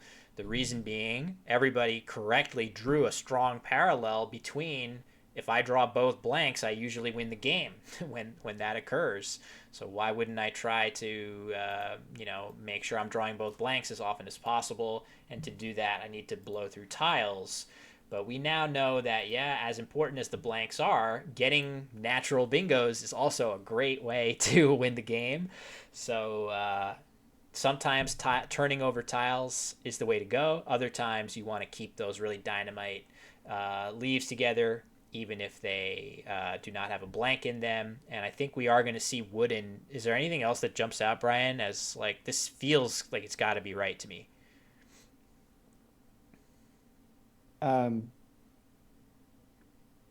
Wooden also, you were saying there, Wooden also plays next to OS and HI. Oh, a lot of points. Interesting. How many points in the other spot? Well, Wound, a similar play, WOONED, in that other spot is 38 points. Pretty comparable. Yeah, Wooden here is 36, but it keeps EE as opposed to keeping just an E. So that's why. Yeah, interesting. Wins up there in the equity. Okay, but we'll put in Wooden. Makes sense. Interesting. I wouldn't even have thought at first glance that playing Wooden here or Wound, as you suggested, would be on par with the score here, just because it's a double word score instead of a triple word score. But yeah, the overlaps definitely put it over the top. And as you suggest, leaving one vowel instead of two might have been nice. I didn't even think about that. Anyway, what's going on with this? How many E's can you add to a W in Scrabble? There should be, I say it should be unlimited, Brian. I think that you should only be able to add a prime number of E's to W to form EW. So not even one. So no EW, EEW, yes. 3 E's, yes. 4 E's, no. 5 E's, yes. 6 E's, no. I take by your silence that you agree. Yeah, I do agree. Sorry, I just got a quick little message to send out. Oh, so I'll be right back. Okay. All right. I've fallen behind here, so XI. Yeah, Winter played XI, and Heidi now playing Where. I think that's it. That's all we have done. Yeah, so right, that's Winter did play his X, and now this is kind of nice overlap. In fact, I'm not sure what else she had that was better, but this is a nice way to get rid of a couple E's and the H and the W. Was there anything even better? Oh, not a good draw for her, though.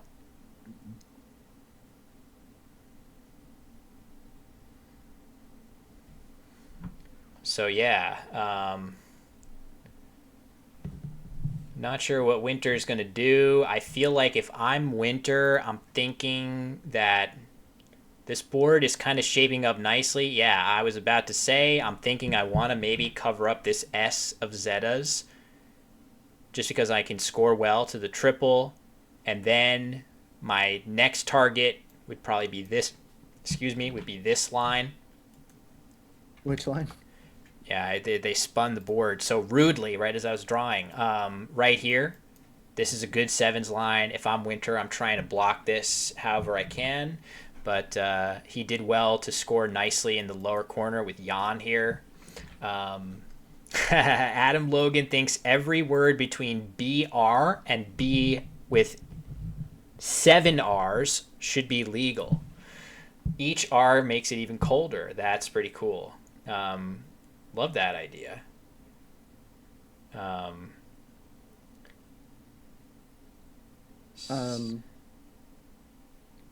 we had a question in chat. Let's see if it's still pertinent to this game. Speaking of hooks, how relevant is column K as a place to dump QI in the end game? Column K. Which column is K? HIJKLMNOP.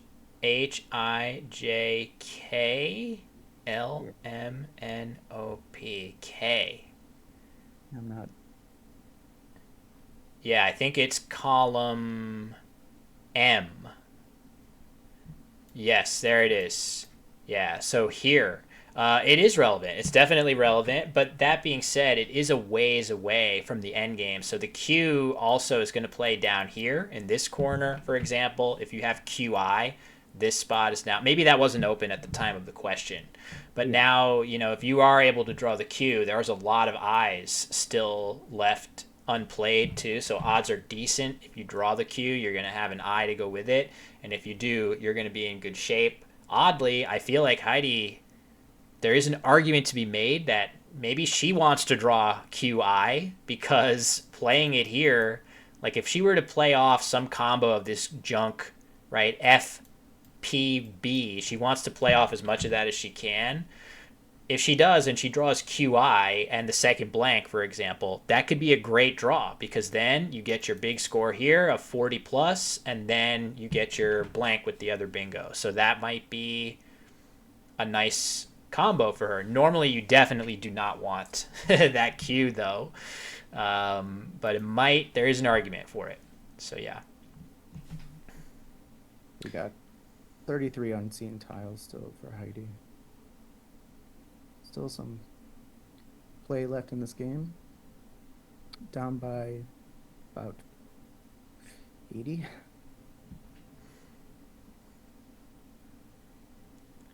Okay, this is a nice way to score. I was also thinking if she wanted to be more proactive about opening, maybe something like plebe, which I thought she has the letters for that left over, but this is a nice, maybe a better score. We'll see what she draws, though, of course. Highest equity play. So... Oh, I. Okay.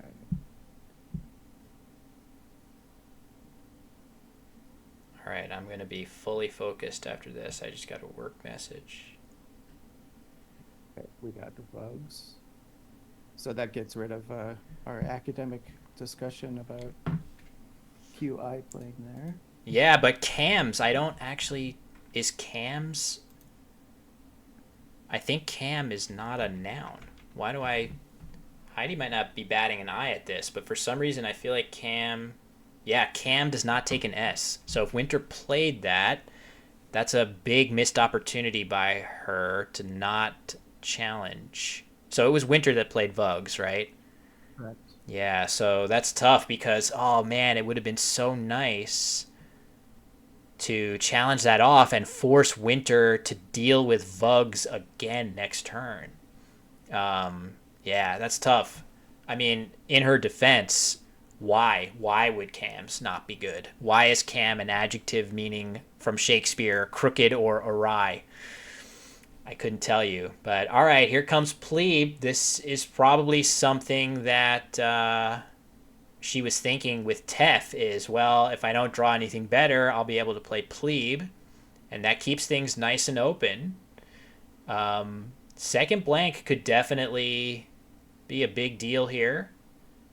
That was really nice to open the board too, Brian, because you still have this lane right here, and now you've got these through tiles, and it's going to be very, very difficult for Winter to block everything. So let's see what she draws.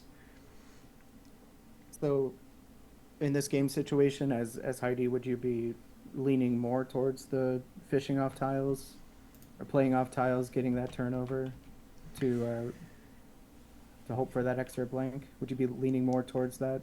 Yeah, I would. I would, just because if in her shoes, if I had a tile on my rack that hooked OH like a D or an S in this, as S in NWL too?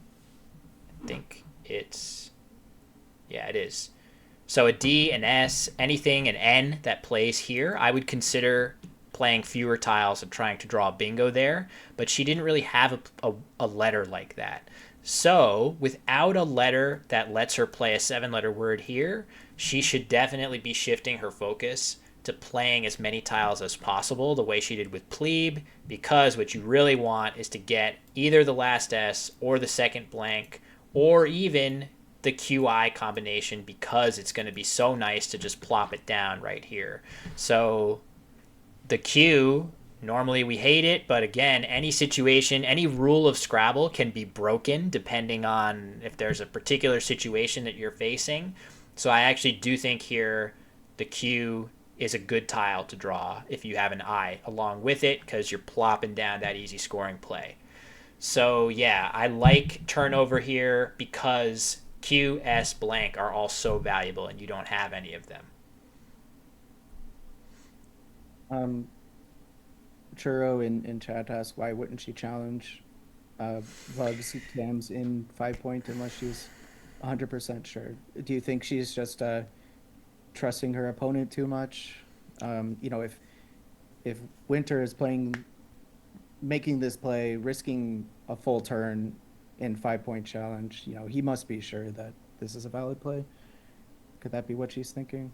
Yeah, I mean, I think a lot of things in Scrabble are, as soon as the power of suggestion comes into play, everything clicks into place, right? So probably the idea of that not possibly being good just didn't even occur to her. Like, Cam, it's a 3. Not that many 3s that look like that don't take an S, right? Like, I don't even know if there are any other words that end in AM that don't take an S hook. Maybe there are some that I'm not thinking of, but I mean, I know NAM doesn't in NWL, but it does in Collins, as an example. I'm actually curious about this now. AM. Is that the only AM word that doesn't take an S? Yes, it is. Wow. So it just looks like a word, and maybe if you were to put the power of suggestion and if you said to her, there's a phony on this board, maybe that's the one she guesses first to be a phony. It's the same thing for bingos, right? There are certain times when you what do we got here? Mura Enid. Yep, nice find by Winter. Not sure if there's anything better through the P. Probably not. What's up, Yasmin? Thanks for stopping by. So yeah, that's a tough one here. That's gonna put Winter over 100 up. He might be drawing Chi, which is gonna basically put the game out of reach. Final D in the wrong spot, says Seth. Yes, Araloid. If the D was here, for example, she could bingo with Araloid ending in the D. Mira Enid not slotting that D in the right place. So this looks like it's going to be a tough one. Heidi had some chances here, made a bunch of good plays as well, but a couple missed opportunities at key moments. Man, I would have loved to see Vugs get challenged. What a different game that would be. Yeah. But maybe lesson learned. Yeah, don't trust Winter. Yeah. That's the lesson. Don't trust Winter with anything. Yes, this is a sign of his utter untrustworthiness. No, I'm kidding. He's pretty trustworthy. I give him that much. Not one to hold anything back. So yeah, she's in a tough spot here. How many in the bag? 7 in the bag. I guess she can still fight on and try to come up with something. I don't know exactly what that would be. I guess the nice thing from her perspective is there are 2 open triples, and it's going to be hard to conclusively block everything. Winter is definitely going to have strong incentive to just play down through the D. That's going to cut off both of the triple possibilities, but he can't really block everything. So maybe Heidi can leave everything open and hope for the best. Look at that face. Oh, we're back in this. The headache inducer. This is a bit of a headache inducing rack, Brian.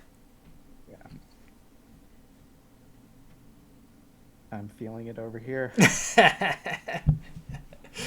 Yeah, we all are. Yeah, I was thinking something like this might be okay. Of course, now you have just blocked the P of plebe, but whatever. I think she's she's laughing hard at something. Not sure what. Winter is slaying it right now. Not whatever he just said. Or maybe she's just laughing for little reason. Oh no. He challenged?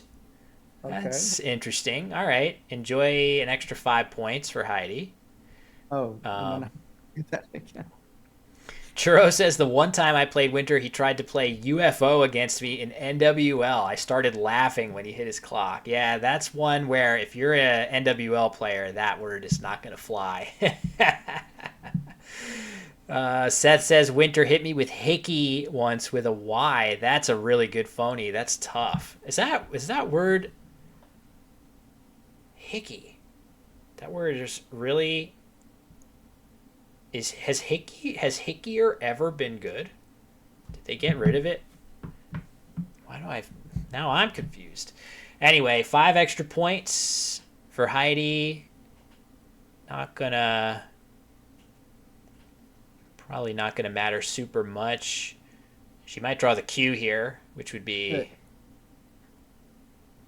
I think 5 points for Heidi. the high five, and there's the Q. Yeah, high fiving. Are you wanting me to sync up with that? All right, 1, 2. Psh. I need the punch sound effect. I don't know if I have that. I have the arrow. Let's get it in sync first. And then... I mean, I have a lot of stuff on here that I used to use when I streamed more. Really, really good stuff. Oh, such as the cat cam? Cat cam is on here. I don't think Heidi would want me to play cat cam, but I have a lot of other stuff. Like, I could play this when she loses. Remember, you put too much power. You didn't hear that, Brian, but it was the Price is Right losing horn I just played. Boom, boom, boom, boom. I have other stuff. I think I have the happy Price is Right sound that we can play when she wins, too. Yeah. The epic music. I have it somewhere. There's an F by Winter. What did he do? He just plunked an F for foe on the left side. What's he doing? He's trying to bingo again? What a meanie. Can he even do anything? What is he going for? I'm just looking at the unseen tiles from Heidi's perspective. I mean, Heidi, let me flip the board, sorry. Of Appropriate noise for a phony being played. Oh, look at that. That's nice. So she doesn't need to play down in the corner anymore after Mira Enid. I didn't notice that. She can play up there. And if Winter is fishing for something through the D, she probably just blocked it. Maybe there are still things that he could have through ID, but I doubt it. Maybe I should hold to see if Winter challenges this. Appropriate noise for a phony being played. I mean, like this, right?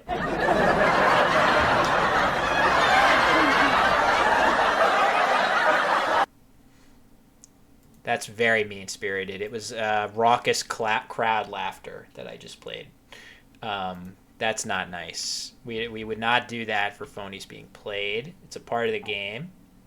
Raucous laughter. Oh. Yeah. Oh, look at that. She has Tortelli through the L of Lima. I guess there's a good chance it's going to stay open. I would assume that's a tough find, so we might not see that actually be played, but she actually amazingly has an 8-letter word here. And that score is now really close. If Winter is stupid here and plays one tile trying to bingo for a low score, he could lose the game. If she sees Tortelli, right? Like, let's say he plays, so she's down by 54.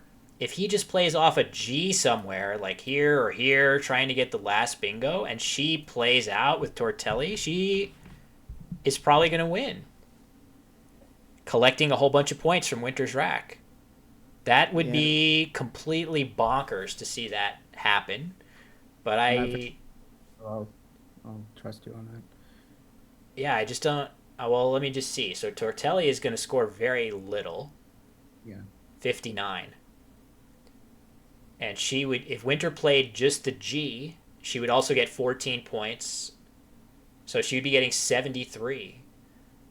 So 73 points from Winter, which means Winter would need 19 points for his one tile play right now if he was going to outrun that. No, sorry, you don't have to. I like that face. I mean, that's definitely relatively accurate to what my face looks like in game when I'm doing these calculations. So I really can't. I have nothing to say in my defense. So, from the human perspective here, she has Triolet lined up on her rack, and she hasn't moved it since then. I mean, that's been sitting there for a couple minutes. Yeah. She hasn't been shuffling, looking for eights. And maybe she sees Tortelli in her head, but yeah, there's no evidence of it, as you said. Yeah, for sure. So she could be hoping he opens up a spot for a 7, but it feels like where would that, if you look at the geometry of the board, it's hard to even imagine where a 7-letter word could go outside of here, right? Like, where are there even 7 disconnected squares to play that? So, now she's thought of Troilite. Not quite.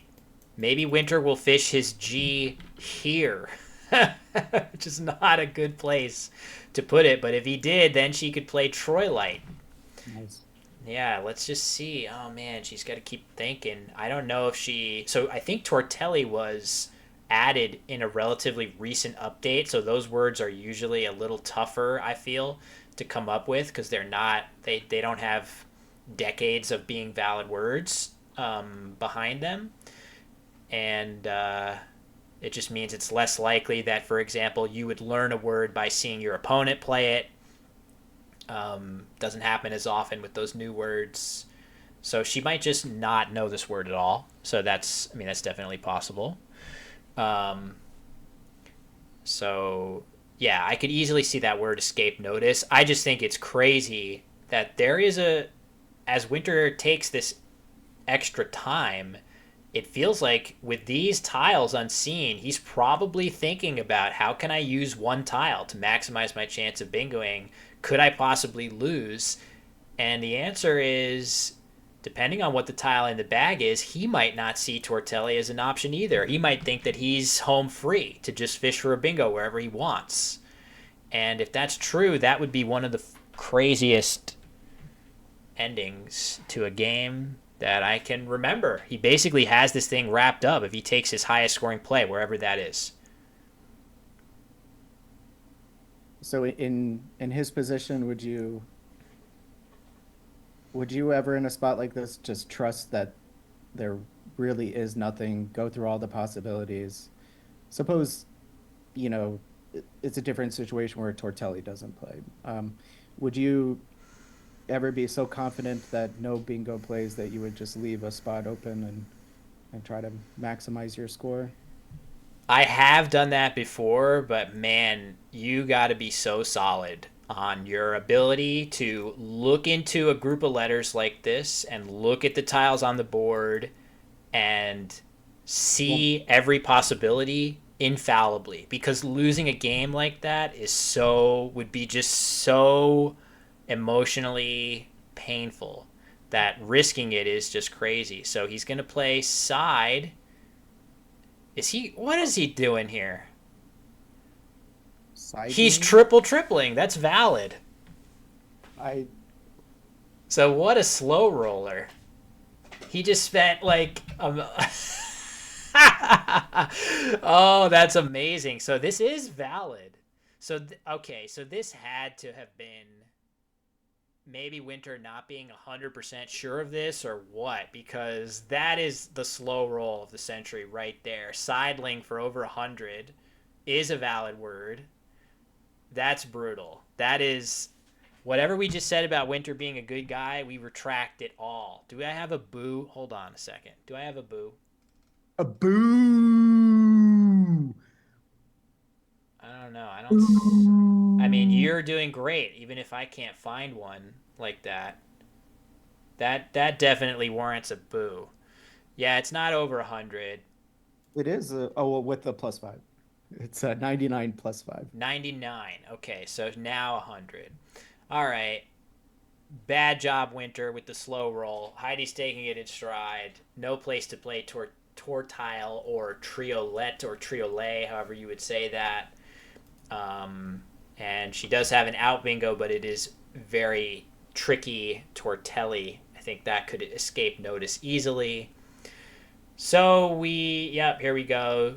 What do we got coming down here? Roo? That's not ROOH is not valid. I didn't even see that this was a possibility through the nice. So Heidi is hoping that ROOH is valid, and Winter is sure to challenge this. Nice spot. That's funny. She doesn't seem concerned whatsoever that this word is potentially unlikely to be good. It's going to come back invalid. And that's actually good job to see Literato. Mm-hmm. But yeah, ROOH, unfortunately not valid. There are words like that in addition to just poo, like Winnie the Pooh. BOOH is also a valid word in Collins. So there we go. Another excuse to boo.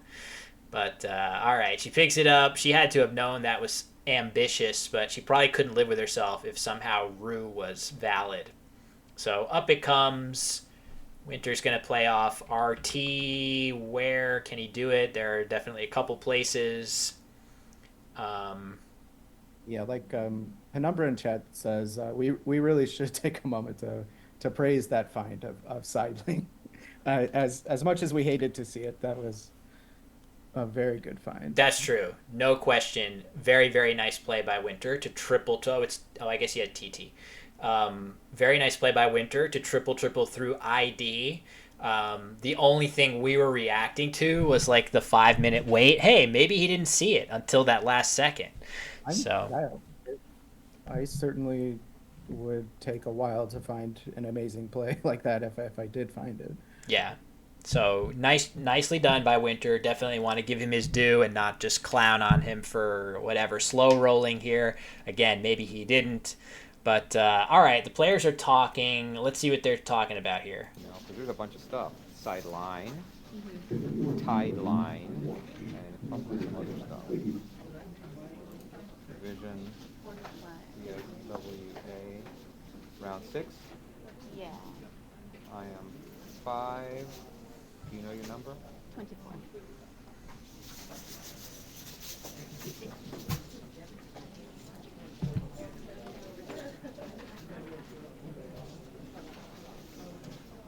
Like 5, 8, 3, 403, Yes. 180. Brad.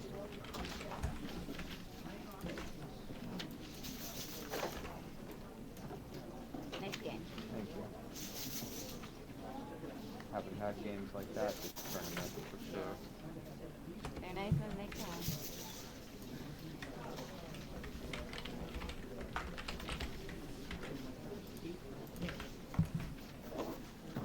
Enjoy the rest. I'll do my best.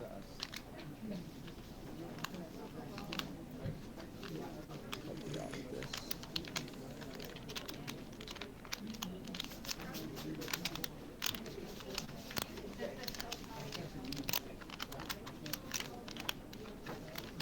All right, back go the tiles, squaring up.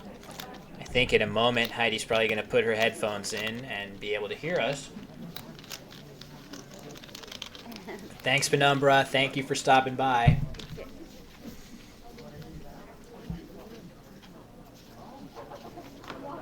We have a question. Does spread matter here? I imagine maybe not in Heidi's case in particular. She's probably not expecting to get a top prize in this division, but maybe for a class prize. Yeah, it definitely matters. Yeah, spread is being tracked and is very likely to play a role for sure. So I do agree, though, that whether or not it matters, Heidi is just going to go for it a lot of the time. She doesn't really mind taking the hit to the spread. All right, here she is. Hello. Very fun game to watch. It seemed like you did a great job to get sort of back into it, surprisingly, at the very end, right? Like, if he didn't have that crazy play, you were pretty close to a bingo after everything that happened, so that had to feel good to sort of be in the mix. But then, yeah, we were clowning on Winter because he took like 5 minutes to play his triple, but yeah, so be it. Well, it's a hard one. It's not, if you don't know it for sure, you haven't been studying. It doesn't, it's easy to think it's spelled wrong or whatever, right? Yes, for sure. So I agree with you, and it was a great play by him, just to be clear. But yeah, I'm not sure. When you look back at this one, did you have any questions for us, or like other cool moves that you were thinking about? Why are you laughing? You must be thinking of something specific because you never asked me that. So what? Oh, Tell me. no, I don't know. I mean, I'm asking that because Obviously. Brian is the quackler, so I don't remember every move. So I was gonna let you say what you what you wanted to talk about. Zetas. I wondered about that play. Who we got here? Is this a Sokol sighting? Yes, very nice. Hi, Josh. Oh, he probably doesn't like that level of affection. I've tried to show him that kind of love before, and he bristles. He left right away. Yeah, see, that's a repellent. But yeah, so you had basically lined up on your rack Weezands, right? So you had Wezands. Yes. So Yeah. it will probably be annoying to know, given that you definitely saw that actually is a Collins acceptable variant of Weezand. Did it play? Yeah, so with SOH, that lane was open at that time. The O and H that were played earlier, yeah. Do you remember? Oh, are you saying you can play it with just WEZ? Yes. Yeah, it's valid as a 7. Are you looking at the Twitch chat Oh, right now? I definitely didn't know that. Yeah, I mean, as I said during the broadcast, I feel for sure that you're seeing this, but there's no way you could know that it's valid or not, right? So the word we're talking about is this one with a million variations. You can see how many there are. So yeah, the only other option. So we thought Zetas was a really good play. The only other option that was kind of comparable, and you might not know this word either, is WANZE. If you've ever seen that word, wands. Yeah, Plus I D. didn't think that was the word. I definitely would have played that. Yeah, so that was pretty much the other one that would have been good. But Zetas is a really good play if you just don't know or are confident in those other two.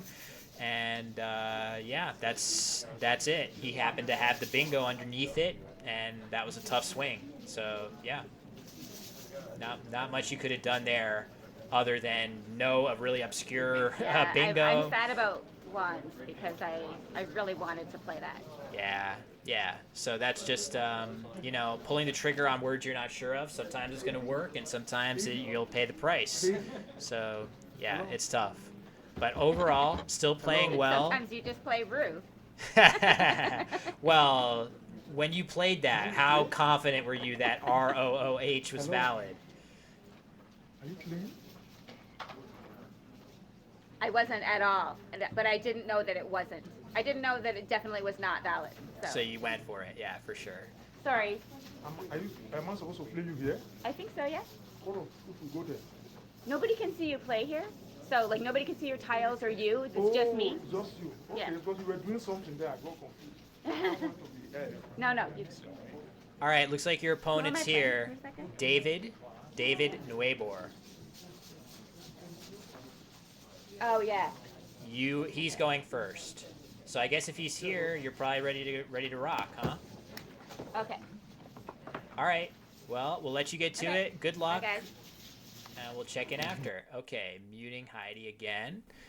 Posture check. I don't know if she's seeing that, but I could definitely use a good posture check. I don't know if that counts. It's not really what you're paying for, Bird, but we can give you whatever we can. Oh, what happened? I think. look at the. That is great. Posture in profile. That's fantastic. All right. So, she's just teaching him how to use the clock and whatnot. So, all right. So I think they're gonna launch into the next game pretty quick, Brian. I'm gonna get a glass of water, and I'll be right back. So no issues there. But I think we're gonna be able to catch the first move or two of the stream. David's going to go first. So, all right, I'll be right back.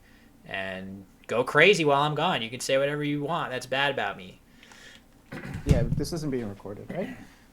All right, everybody. I'm just getting things set up here with Quackle. So, I'm going to have to make... I think I'm going to have to... start this over. Okay, now Heidi. We want Heidi to go first, even if she's not, as far as Quackle goes.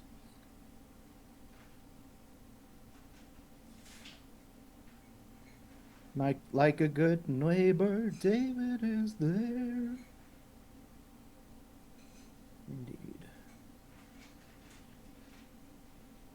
Alright, so now I need to save this game as live, a little behind the scenes action for you.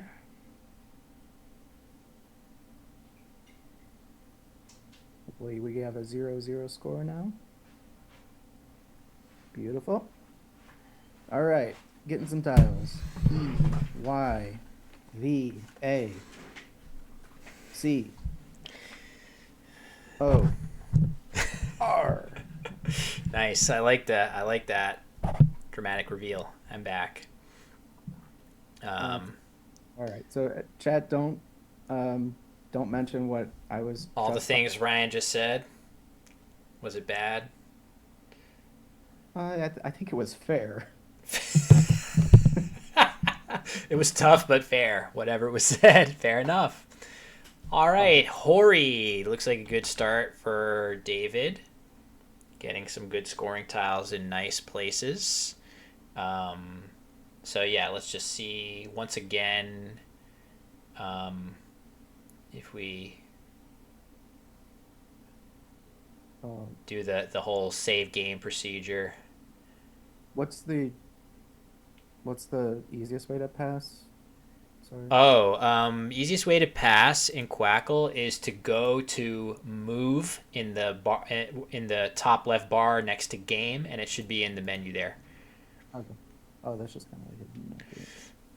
You can also, I think, type pass into the move bar, but I usually do it from that menu. All right, let me get caught up here now. Yeah, of course, no worries. Still early days in this game.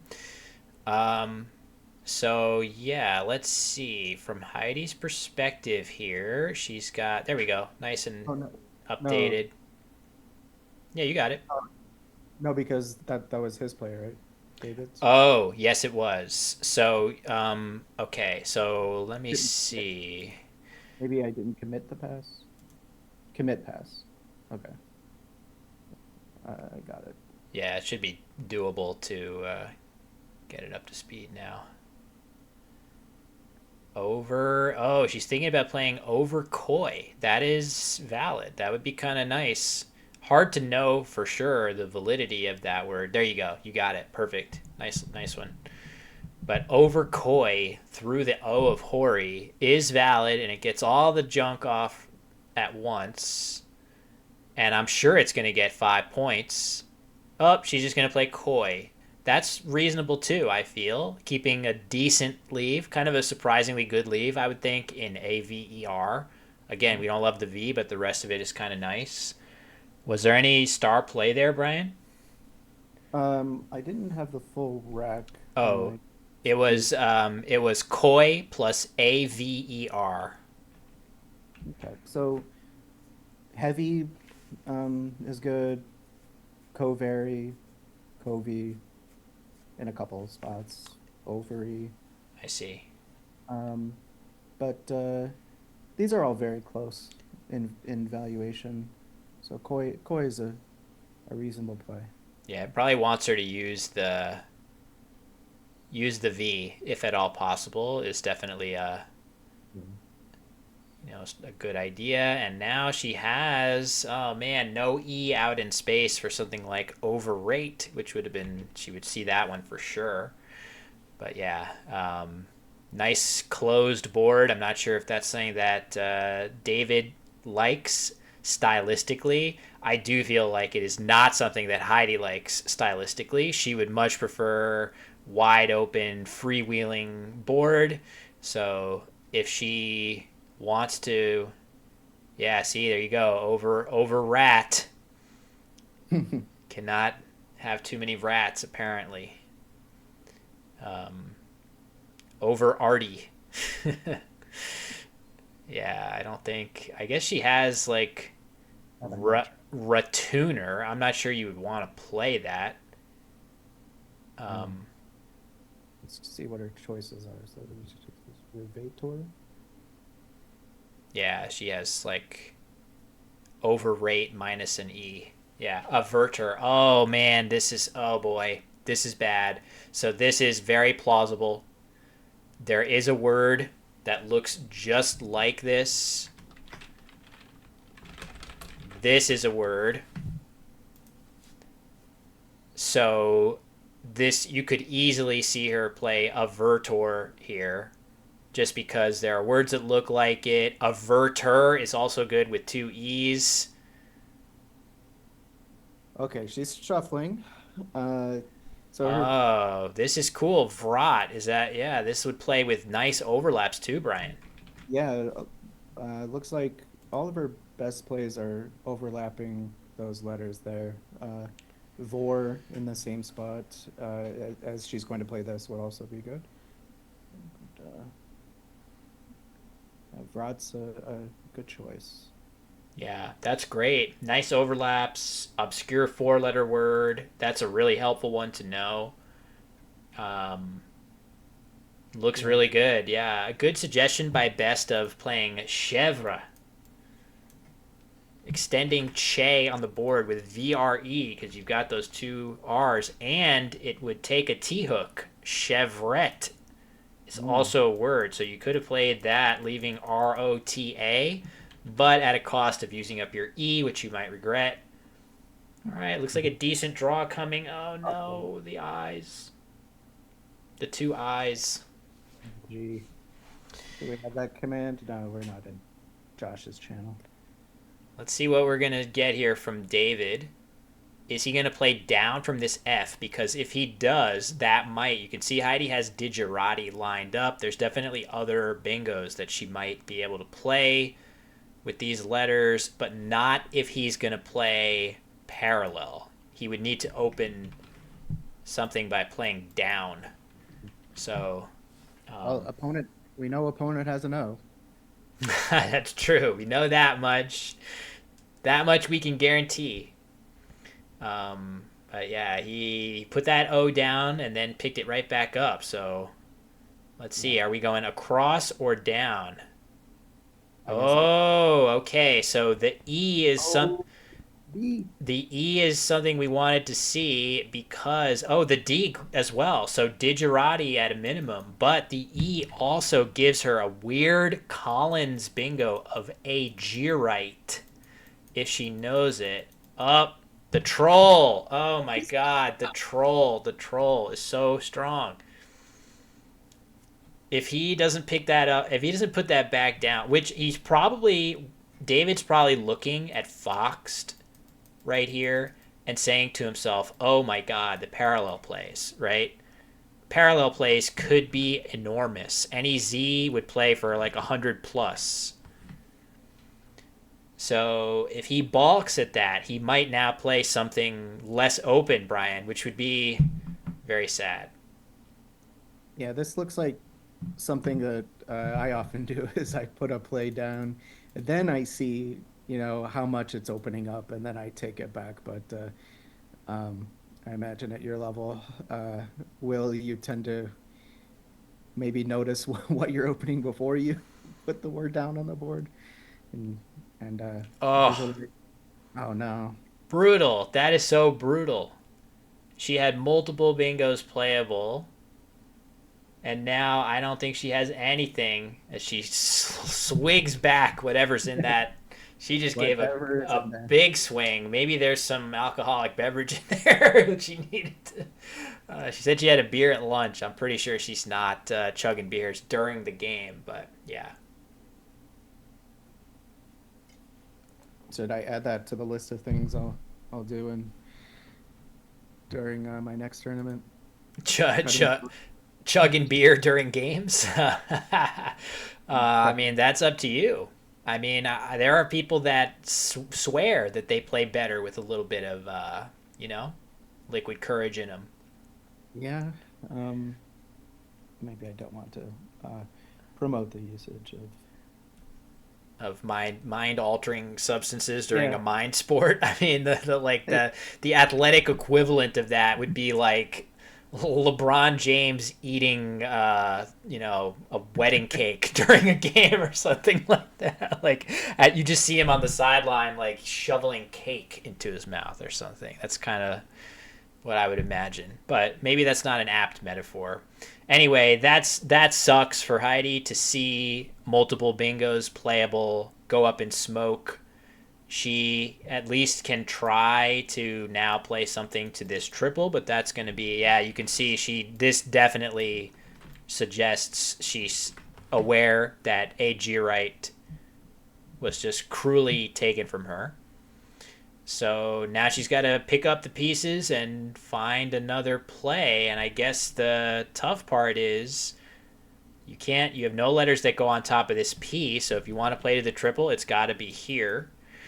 And I don't really see anything that keeps the leaves that you want, right? Like a Tigi would be a great play, A-T-I-G-I, but you can't fit that there. So what should she do? Best equity players are keeping the G. Wow, really? So tie below Expo for some nice overlaps. Oh, sure. Just Just playing down here. You just looks like you just need to swallow that pill and keep the G so you can score reasonably here. Fair enough. I was thinking maybe Tiger would be okay just to use up that triple and prevent David from doing so, while at least, even though, yeah, you keep AI, which isn't great. Yeah, sure. They're just looking at the suggestions that don't take into account board position and what your opponent could do. Sure. I could take a look at a simulation, I suppose. This looks solid. I mean, this is going to score surprisingly a lot. It definitely somewhat obstructs access to the triple. There are certainly a handful of things that would have played on top of the O that don't now. But then for every letter that didn't, for every letter she's denying, she's giving some new ones back, right? Like the F would not have played before this, now an F plays here. The V would not have played before this, now plays here. So there are definitely, the C, another one. So, oh boy. Oh. Quanging. I don't know what that is. It's not a word, but it's cool. So the simulation really likes the play of tier. But Artigi is moving up in the simulation from... nice. So that was a reasonable option, but yeah, it really likes tier. Okay. Yeah, it just scores a lot. It might have defensive value that I'm not realizing. It also is nice for the G. You set up your G in multiple directions. So, yeah, so there is that. Cud comes down relatively fast for David. Make sure we're doing the score updates. Looks like the last play in there is Vrot. So, yeah, now she has Orca. So I'm curious what she'll play. I mean, I guess what can you do here? Is she thinking about playing Kwanding because Kwandong is valid? A small Australian tree of the sandalwood family? I think just pulled that from your memory, didn't you? Oh yeah. Oh, there it is in the chat. I said it verbatim. Not even a word off. It's pretty impressive. Amazing. Yeah, pretty cool. I can't believe I did that. Oh, Gu Kin. That's nice. That's a tough one to see. That's a Collins only Q word with the QU are in the word but not in their normal order. Yeah, I guess Quag, right? I mean, Quag seems pretty good. I guess the issue is you keep INN, but the price is right. I can't believe I can't find the Price is Right. I know I have it. I might get I played the bad Price is Right. I might not have it because I don't want to get anyone in trouble with copyright.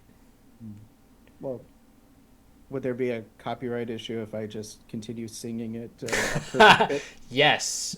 Brian, your rendition of all theme songs are so perfect that you would get us into trouble.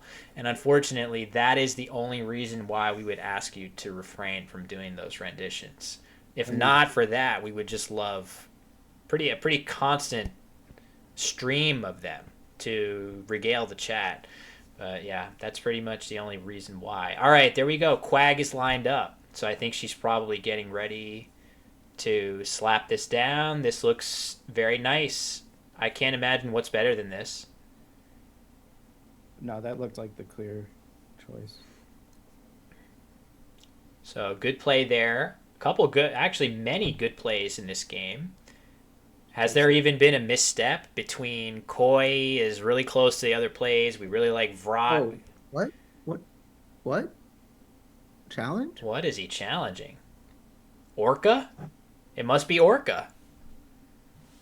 He's got to be challenging Orca because there's no way he's challenging Quag. I mean, Quag is a word that you see a lot when you play enough tournament Scrabble. It's just a word that you will see repeatedly.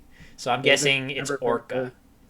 Never been to SeaWorld or Yeah, I watch mean, Discovery Channel? Or... as Scrabble words go, that does seem pretty normal to me. But hey, if he's giving the 5 points away, we'll take it. Okay, so I gotta go back. Yeah, let's get her that extra 5. But yeah, I'm sure it's got to have been orca. We got the other?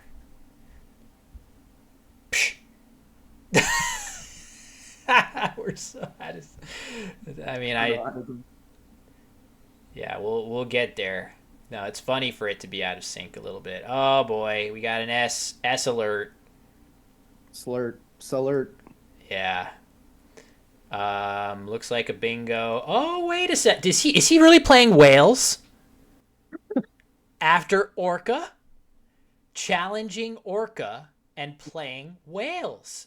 That is unbelievable power move by David Nuebor. Impressive.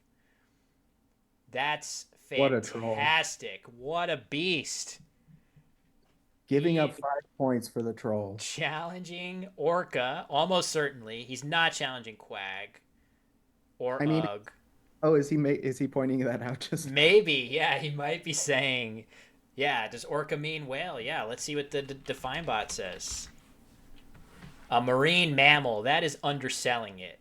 Yeah, in my opinion.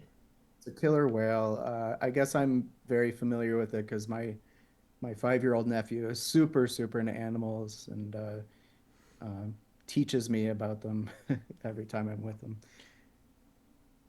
In my opinion, defining orca as a marine mammal is like defining Tyrannosaurus as like a lizard or something. Yeah, indeed. That is underselling the case pretty significantly, in my opinion, of what that is.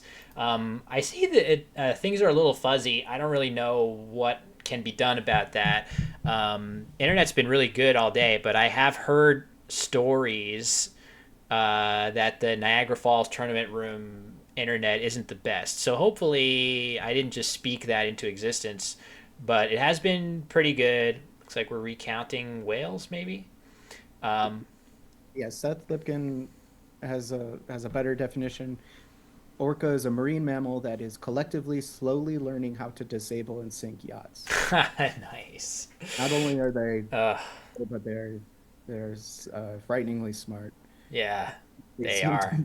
Seem to be learning how to go after yachts in particular. I mean, is this bad? Is this like wrong for me to say like more power to them? Is that like wrong? Is it, I'm a traitor to my kind if I'm kind of rooting for the orcas on that? I don't know. You guys let me know whether that is bad. Bruin is the play by Heidi. It looks like a good play. I was curious to know how something like Brunt would have stacked up, making Yett, Y-E-T-T. That seemed like another decent option, but Bruin might score better enough that it's fine. I don't know. I feel I'm still on the orcas thing. I feel if we could translate what they're saying as they're sinking the yachts, they would probably be telling us some reasonable demands and we could accommodate for them. So yeah, I think they would have pretty reasonable requests in general. So Tantlers.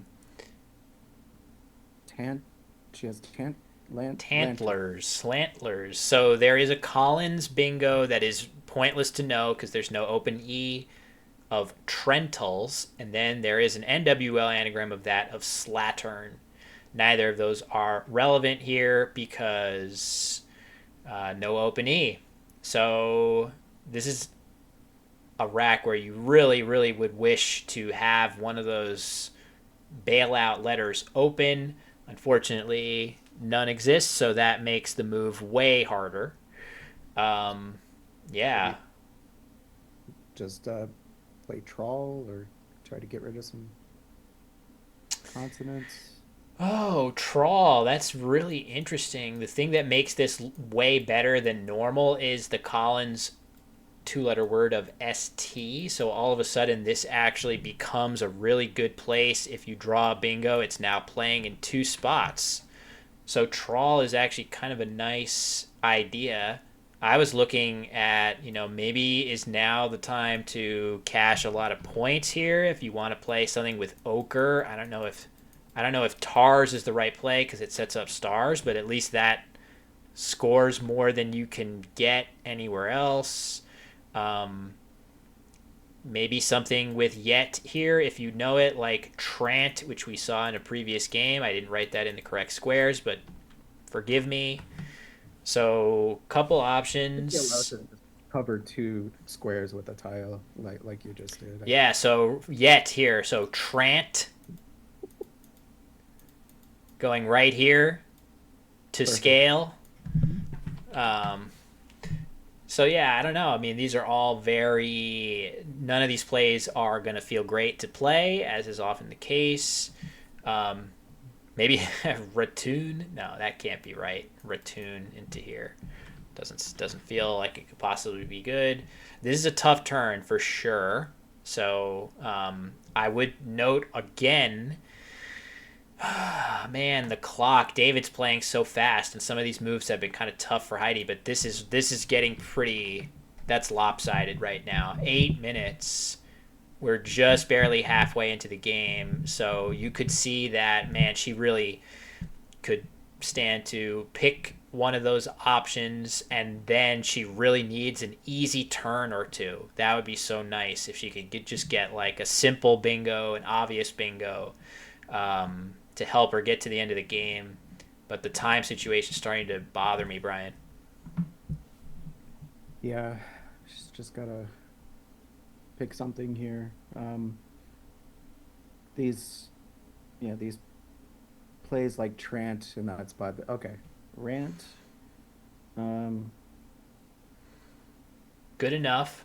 You could use another consonant, but I feel like this is pretty solid. You're probably getting about as many points as you can get for any other play that doesn't use the S. The simulation really likes just playing the L instead. Yeah, RST is so strong, but Lant, which I can tell you without looking, is defined as stale urine. Let's see. Am I right about that?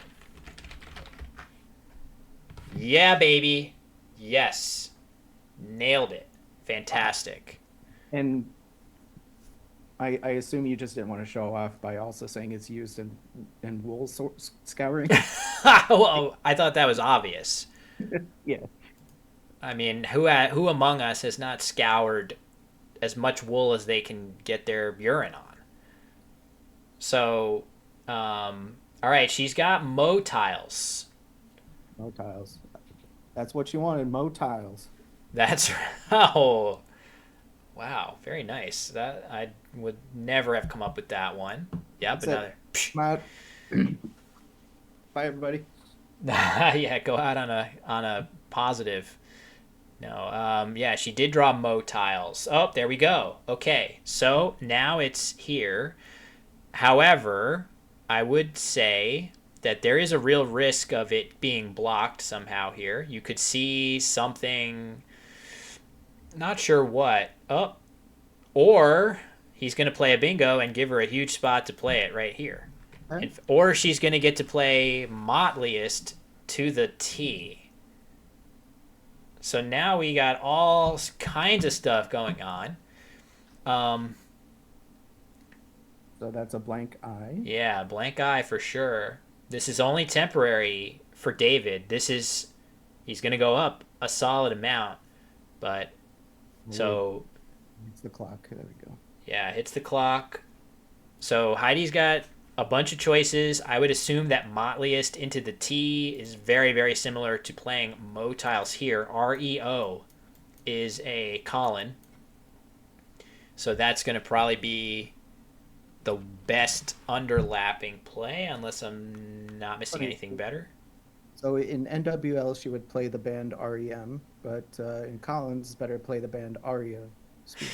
Nice. 2 great bands. And yeah, she'll just have to have that knowledge of which hooks she can use there.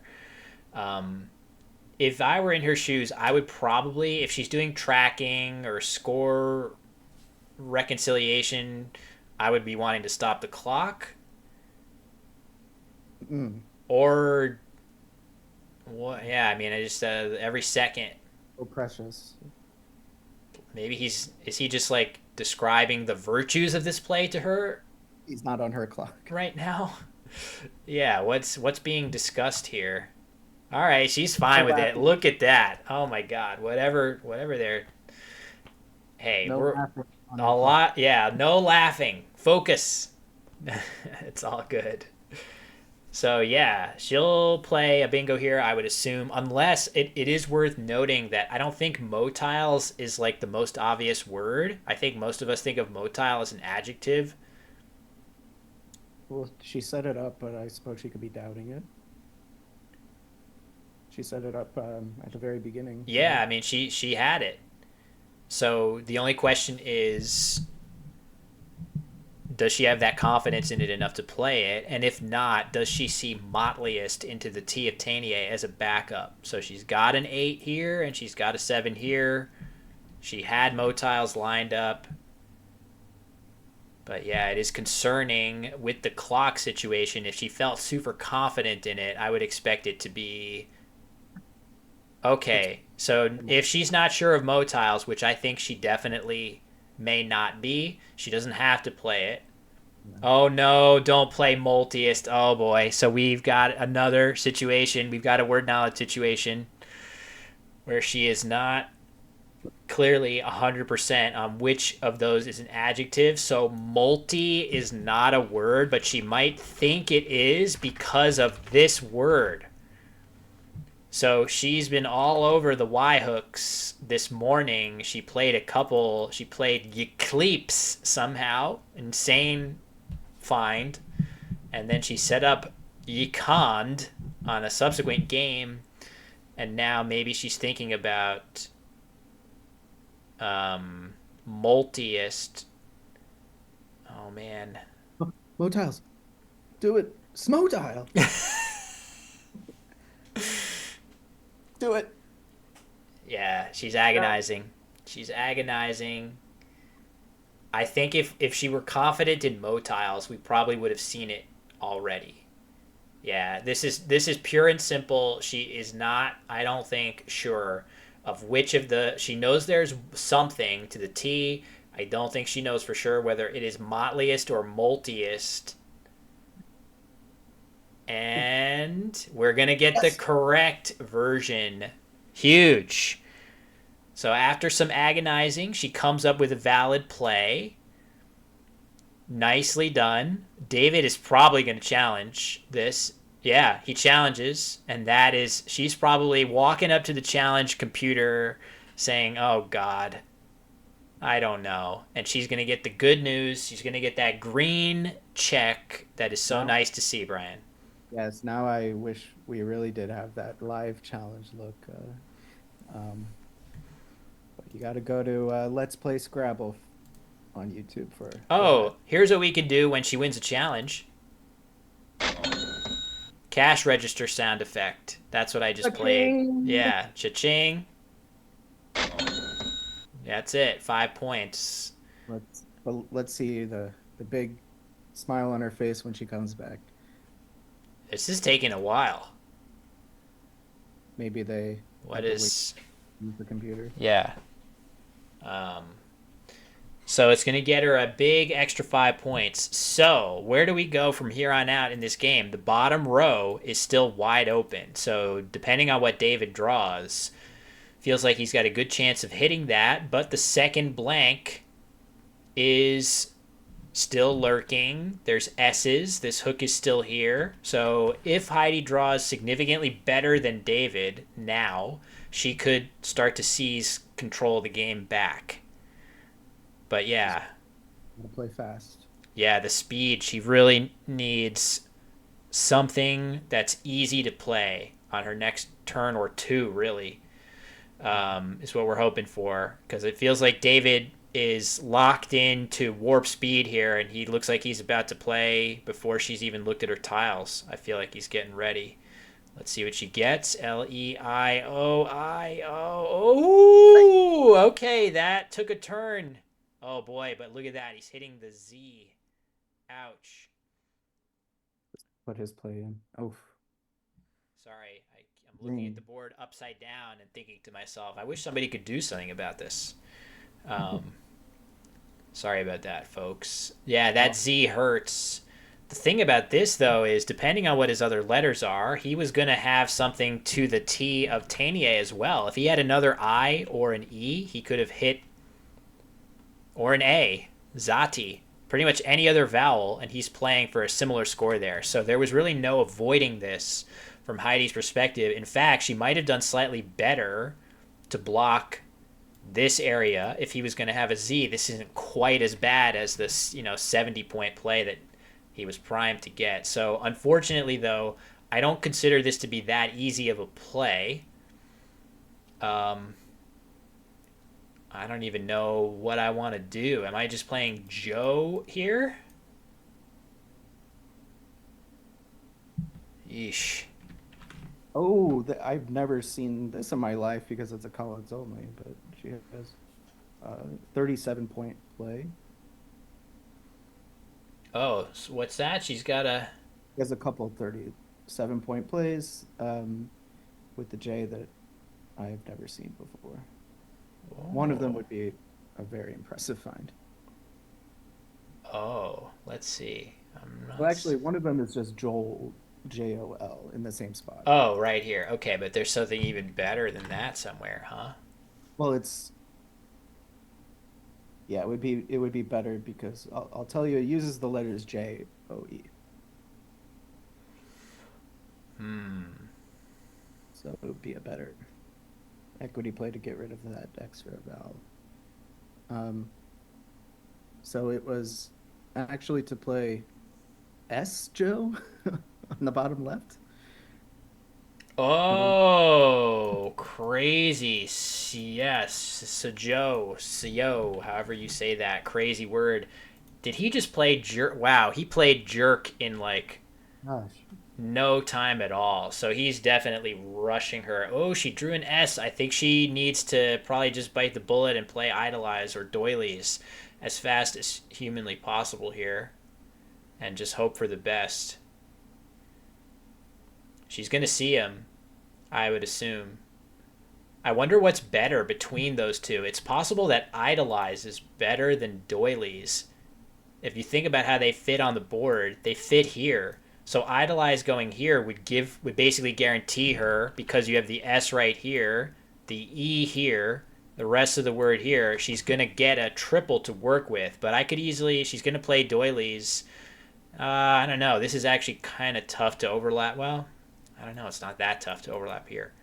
That's a tricky one, but she doesn't have really time to think about this, so it's okay to go for this. I guess my gut says, given the game situation, I would probably be playing idolize and try to draw something big to the triple and hope that David just doesn't have the goods to hit it that hard. But either way, we're in a really close game. Clock situation is hugely lopsided. She's up by 1 point. Mm-hmm. Yikes. Depending on what she draws, she could draw these O's, and if she draws a good play with the O's on top of jerk, that would also be really huge, right? Like, she could definitely draw something there. I don't know. I wonder if it's going to be surprisingly tough for David to find a 5-letter word that goes down here, or an overlap in this area, too. So let's see what she draws. Hopefully something nice and balanced. Oh, that's not the most balanced. What are we looking at here? Oh, another challenge. Those 5 points are actually going to be helpful here in such a close game, if that's really what they're doing.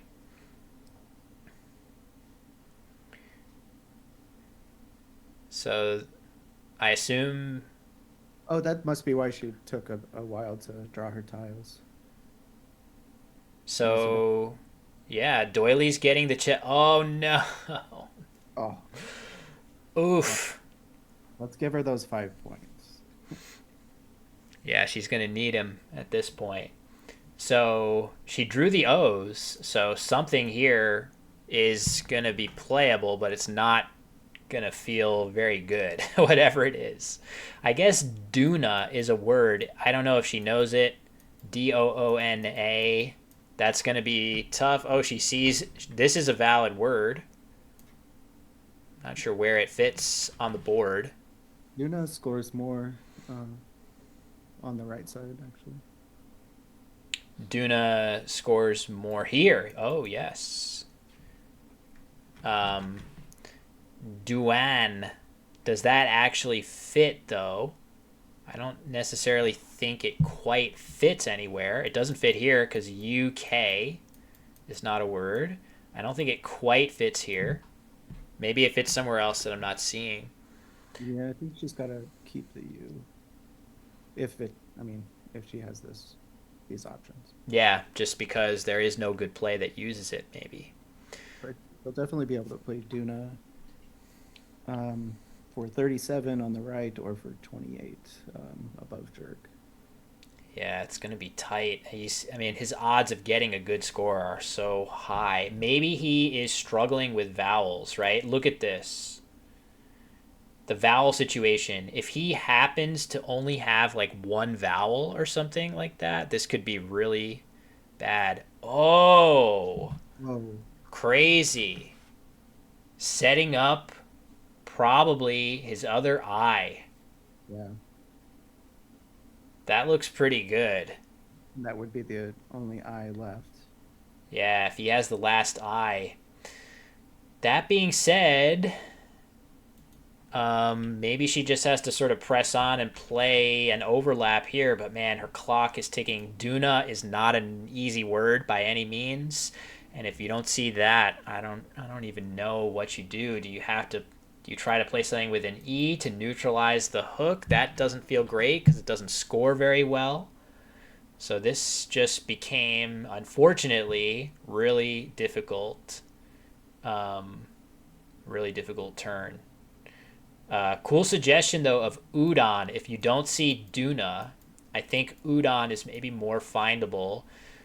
I just hate leaving this unaddressed completely, but maybe you have to.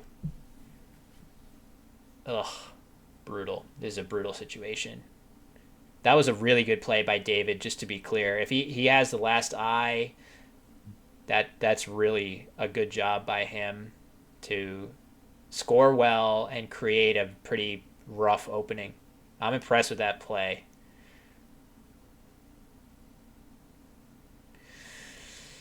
Oof. 3 tiles in the bag. Yeah, she's feeling a little. I mean, the pressure is definitely there at this point.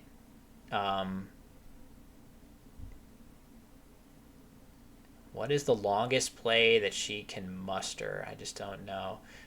Oh, she's gonna. Oh, okay. Oh, this has some logic to it.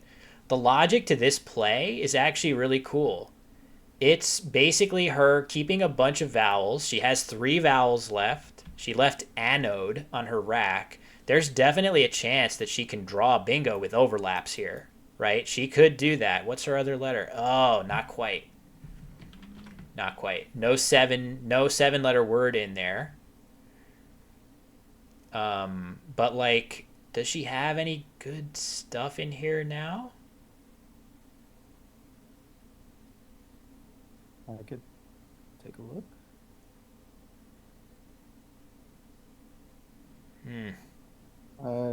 Just Adobe up top. That's it, huh? Well, David doesn't really have a good play overlapping in this area. So if he somehow doesn't if he plays something like Viga, let's say he has to use both. If he has 2 vowels and uses both of them to play here, he could get into a situation where he does not have an outplay and Heidi might be able to out into him. Problem with that, of course, is she has 1 minute, so you're really going to have to be careful, and he makes a really nice play using only 1 vowel. So unfortunately, he's going to have something pretty flexible. I think VALT, if I'm not mistaken. Updating, yeah. You should have VALT. Is that what you said? Yeah, beamed is good, and funnily enough, it scores the same amount 2 places to the left. Wow, yes. Oh, Jomi and Chad had noted that you could have slotted an E in the in between here for aid, which is kind of fun. Probably Adobe was the play here, or maybe there was something better, just because Adobe would have left EN, and maybe that gets you a slightly better follow-up play than just the O. But either way, I think David's really, really clever play of whiz is zinged. Yeah, that would have been nice. But I feel like David probably has enough here to outrun something. Does he actually? Yeah, he's up by 12 prior to this play. So Bino wouldn't have scored as well. You do leave a better extra play. Actually go out. He can play valet. Oh yeah, he can play valet. So if he sees that, he can play valet right here, and that would be it. Yikes. Tough one. Oh man. Got 10 minutes to think about it. Yeah, he has plenty of time. So he has a lot to say about the plays here. Oh, he's not going out, but this is not gonna. Still, it's going to be too much. Yeah, so no valet for David, but now Heidi has about 30 seconds to find a spot for her O. That seemed as good as anything she had, Brian. Did she have anything better for that O? One more point, putting it 2 to the right. Oh, interesting. Woe and Mo instead right here. Okay, no big deal. So either way, that was a really good play by David to play whist there. Great recognition of the hook situation by him. There wasn't really much Heidi could do about that.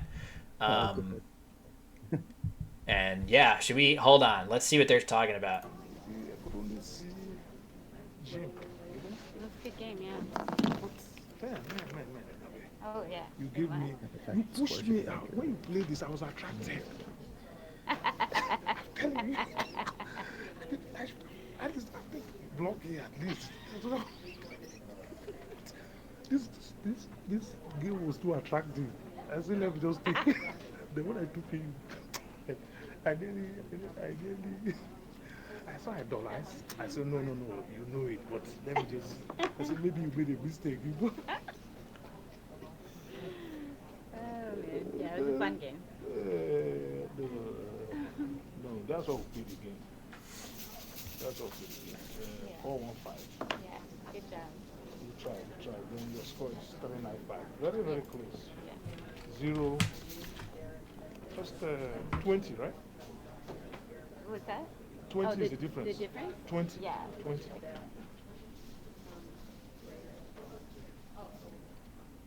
This is around 7. 7.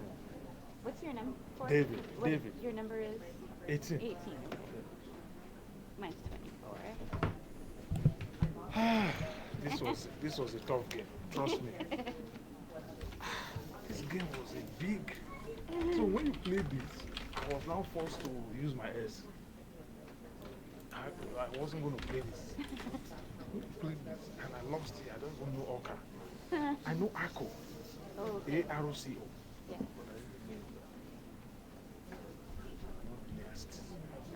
You're a player. Doilies. Idolize. Doilies. I probably missed lots of good stuff. No, you're a player.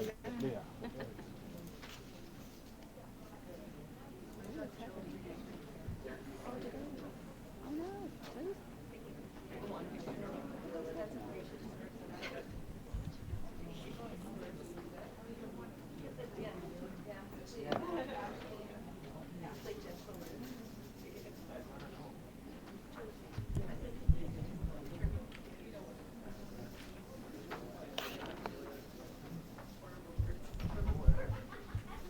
Hey, why are you looking so concerned?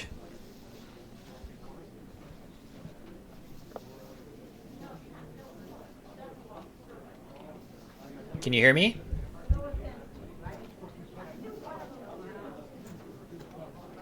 Can I hear you? I can hear you. Yeah, you were just looking at your computer as if something was awry. Everything looks great on our end, so no issues there. Oh, yeah. My computer was like doing some weird stuff. I don't know. Oh, It was yeah, it looks totally. like a million windows open, like a Yes. PowerShell opened. I don't know. Oh, okay. Well, it looks all good to us, so hopefully it stays okay. But yeah, that was a really exciting game. We got to give David huge credit for that play of Whis there at the end, setting up his last eye. That was just like a really, really good play. That there's nothing Yeah, you that can was a good really, one. you can't really do much No about idea it. what the hell to do with that. Yeah, you just played very well. Otherwise, we were very happy with basically every play. Koi was a good play. Vrat was the best play. Tyr, I know you agonized over it, but the engine really liked that play. Quag was the best play.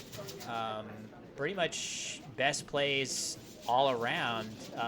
And I guess the biggest thing was it didn't actually come back to haunt you, but the time situation, you spent a while agonizing over the Motliest situation. What were you thinking there? Were you really close to playing Multiest? Yeah.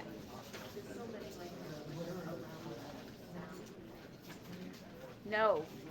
Um, I wondered if moist lit was a word because the towelette. But anyway. Oh, I see. And then I wondered about Motleyest because Motley is spelled Motley, right?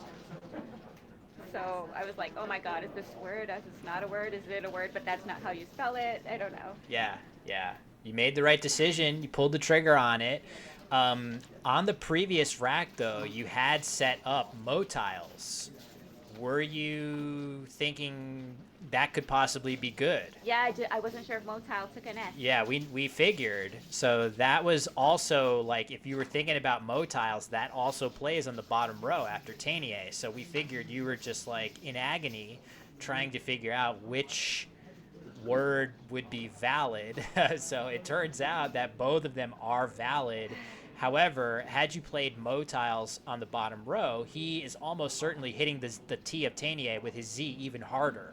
So it's not like it ended up mattering, right? So if he has, with Zing, if he has any of an I, E, or A in his leave, or S, he's hitting Zitz, Zati, Ziti, any number of things there. So you were getting hit pretty much no matter what. But yeah, it was just, again, this was actually a very well-played game by you, and you just have to tip your cap that he made a really great play at the end of the game.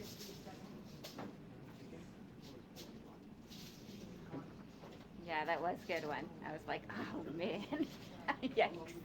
It was a good one. Yeah, knowing you, you're not that bothered by this game. He was saying, oh my God, this is a championship game. Is that what he was saying? He was having you were having fun during the game, just, bantering, clearly.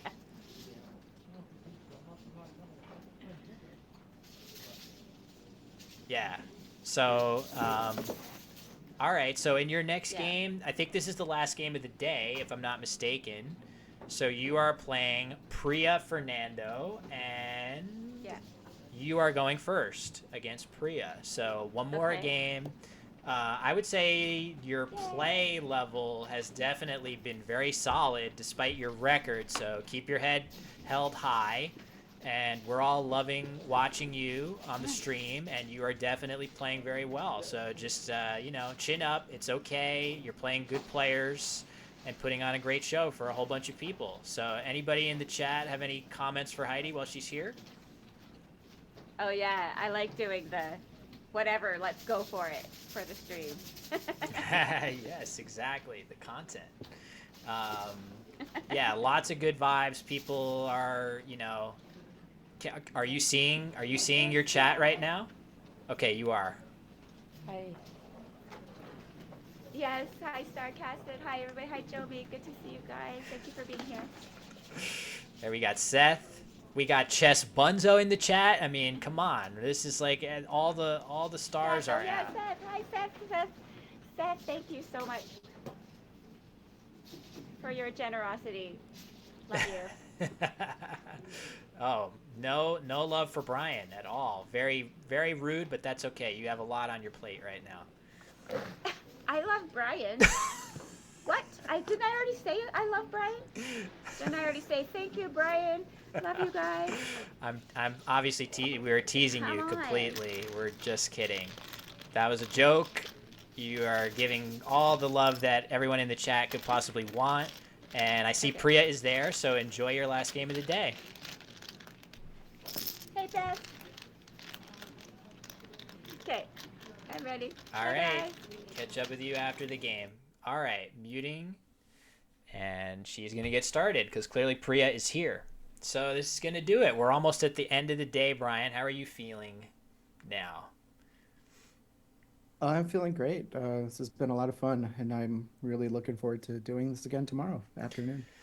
Yeah, it should be fun. I feel like these have predominantly been really interesting and fun games, so we're being treated to a good show, even though, 2-5 record is, I'm sure Heidi's thinking about, actually, she really doesn't care that much about that as long as she's having entertaining games. So I think from that standpoint, she's probably okay with it.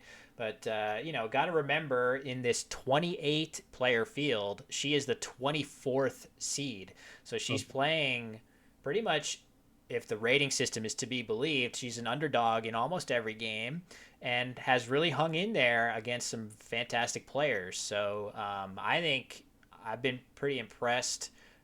Several decisions that she's made have been super high level, and I didn't even know what I would have done there, and then she went ahead and made a better play than what I was considering. So yeah, she's doing well, and hopefully she can close it out strong with a good game against Priya Fernando. Indeed, yeah, these have all been entertaining games, and she's had a fighting chance in all of them. But there were some, unfortunate things out of her control, such as what was it, sidling? Sidling, yeah, a couple other situations like that. Oh, hold But on. again, she's playing really tough opponents, as illustrated by that play. Yeah, no question. That was a great play. All right, so she's going to be going first here. Oh, that looks like an N. I thought it was an I. Oh, could we have an opening Retina? rack bingo? We have Retina. What is her 7th tile? I think this is the right side up. Well, I have the option here to just make her rack retinas. I've learned from a helpful YouTube video. Well, that's a deep cut. Deep Wanderer 15 cut for sure. So Odorine, there we go. Was it that hard to ask for an opening rack bingo for once? There we go. We like that. Winter played an anagram of this. In fact, he was about to. Oh, we have request for the air horn. We got opening rack bingo, baby. There. So that's. Hopefully that didn't destroy any eardrums. But yeah, we saw Winter play No Tear. And he was about to play this, so I'm sure she knew both of those words already. But if she needed any extra help, she's seen that alphagram be played already. So, all right, let's see. Good start, and she's even drawn the Z, so Bop is going to go down for Priya, which is not going to hit particularly hard, and that should give Heidi a chance to do something with her Z, or maybe she'll find a good scoring play that doesn't use it. I mean, just ZO on top of the B of Bop looks kind of nice, Brian. Yeah. Let me update the rack here. So she has 2 O's, yeah. ZO opted. So that's, I mean, opted with all those letters of Odorine. Yeah, there it goes. We're nice and fast. Yeah, you called it. That's her top equity play. Yeah, it's got to be. It just scores better than pretty much anything else, other way of using the Z, and it keeps that nice leave. Boost scored more, but like you said, this keeps a nice leave. Oh, boozed, yeah. Is Zooted good in Collins? Not yet. I feel like Zooted is just barely in common parlance recently enough that it's not in Scrabble yet, but I gotta believe Zooted is coming to the dictionary sometime soon. Oh, I need to. Can I make this more? On behalf of Heidi, thank you, Naibu, for the subscription. Oh, that's Wei Bin. You don't have to thank him. He's just hanging out. I'm just kidding. I'm just kidding. Thank you very much. That's Wei Bin backwards, and yeah, she's got Tapadero on her rack now. That's gonna play to the R Votarine. So this looks like it could be a nice, solid bagging in the offing. That's what we'll see. Yeah. So is that gonna get blocked? Yes, it's possible. I feel like if I'm Priya, though, I probably, at this deficit on the scoreboard, I probably want to leave all of this stuff as open as possible, and I want to play an underlap here, if at all possible. And there are a lot of vowels that fit here. So the I, the A, the E, and even the O in Collins. So you could easily see something there. Oh, Weibin says one new thing to note: the new hook of Bo Po, body positivity. That's cool. I don't think I would have thought of that. Boppo. That's yeah. I'm sure it's like Bo Po. But either way, Tapadero stays open, and I'm pretty sure blam, down it comes with ease. So very nice start. Flip it up. Just needs to find the right locations, the starting square to locate it. But yeah, she's got it now. Great start. Otarine, Z-Play, Tapadero. What will she get next? And now she's going to be up huge in the early going. That's just what the doctor ordered after all these close games. And I feel like, Jason in the morning, Brian, was remarking that it just feels like she's trailing in every game. She can't seem to get out to a lead somehow. I feel like we've kind of seen that happen too. Oh, we're all right. Ready? Oh, I was trying to go for the 5. I thought you were getting ready to hit the air horn sound for some reason. No, I mean I can because she bingoed. Let me put the +5 in, and then I'll get ready for that 5-5. Yeah, what I need is maybe tomorrow I'll find like a almost. It's getting closer. Maybe by tomorrow. I think it would be funny if it was accompanied by a punch sound. So I'll try to get on that. I'll find that. Put that into the soundboard. I could serve as your soundboard anytime. That's true. You are very multi-talented in that way. We trying again? I think Zoom actually ate the audio of that somehow. Unfortunately, it seemed like you had it perfect, but Zoom ate that audio, unfortunately. All right, well, we'll keep trying. Everybody in the chat is liking it. All right, so we got more good bingo tiles along with an X, and she'll definitely be able to... I guess it's somewhat likely that Priya is going to play here to the triple, but if somehow she doesn't do that, Heidi will be able to cash that X, continue to pile on. Oh, she also has, this is very obscure, so I would be very impressed to see this, Raxels. Raxels through the A. Does she know that weird Collins-only word? We don't know. But if she does, that would be... points for a non-bingo. Yeah, that would be crazy to see. I think most likely, if this spot stays open, just Wex is totally fine. Notable, too, that Otarine, I don't believe, takes an S. So hopefully nobody falls into that trap. So, yeah, let's see what Priya does. Never fun to be in Priya's shoes when your opponent is just off to the races in a game. No empathy for the opponents. That's a good point. Not on this game. Yeah, not on this stream. I mean, this is a POV stream. We're supposed to be rooting for our streamer, or or tastefully hate watching, but none of you are doing that.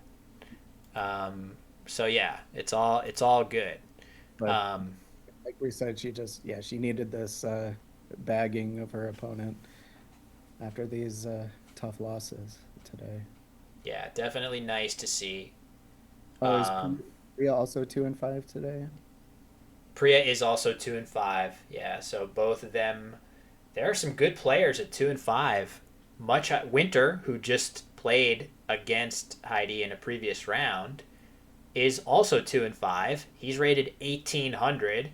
George McCauley and Jason Ubika also 2-5, rated 1700. For reference, Heidi is rated 1439. That's a big gap. Oop, we're going to see a bingo here. But look at this. It makes an X spot. So, earthing. Okay. We can live with that.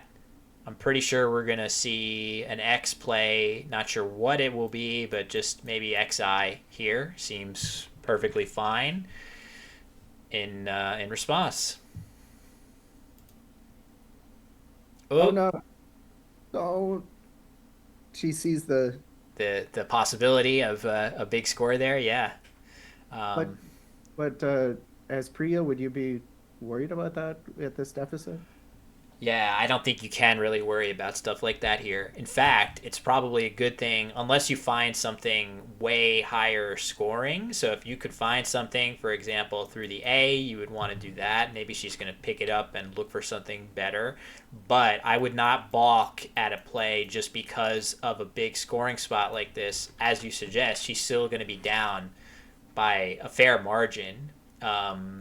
This is actually the score post earthing because she faked you out, Brian. Yeah. Is she gonna go back to it? Yes, and you don't have to waste time. Yeah, well, I can see her options though. Yeah, graphite scores 84. Whoa, graphite setting up a huge S hook, right? Oh man. Heidi does have an S2, so she would have played Silex and Graphites for an absolutely gargantuan score in that case as well. So there's really no there's no avoiding the damage from Priya's POV. So yeah, definitely expect to see an X bomb come down in short order and retaining pretty good tiles. I guess. Oh, what's happening here? Oh, she's just redrawing and placing them here. For some reason, I thought that was an overdraw, but she's just drawing her tiles. All right, cool. So, does earthing have any hooks? Good question. I don't think so. So, dearthing is not a word as far as I'm aware, and I don't think anything else does. So, yeah, pretty sure not. Definitely a question worth thinking about. And here we go. Here comes the X bomb. So staying far ahead, probably scoring about as much as earthing, right? Earthing was 65 and this is going to be 52. So you're working out decent on the exchange there.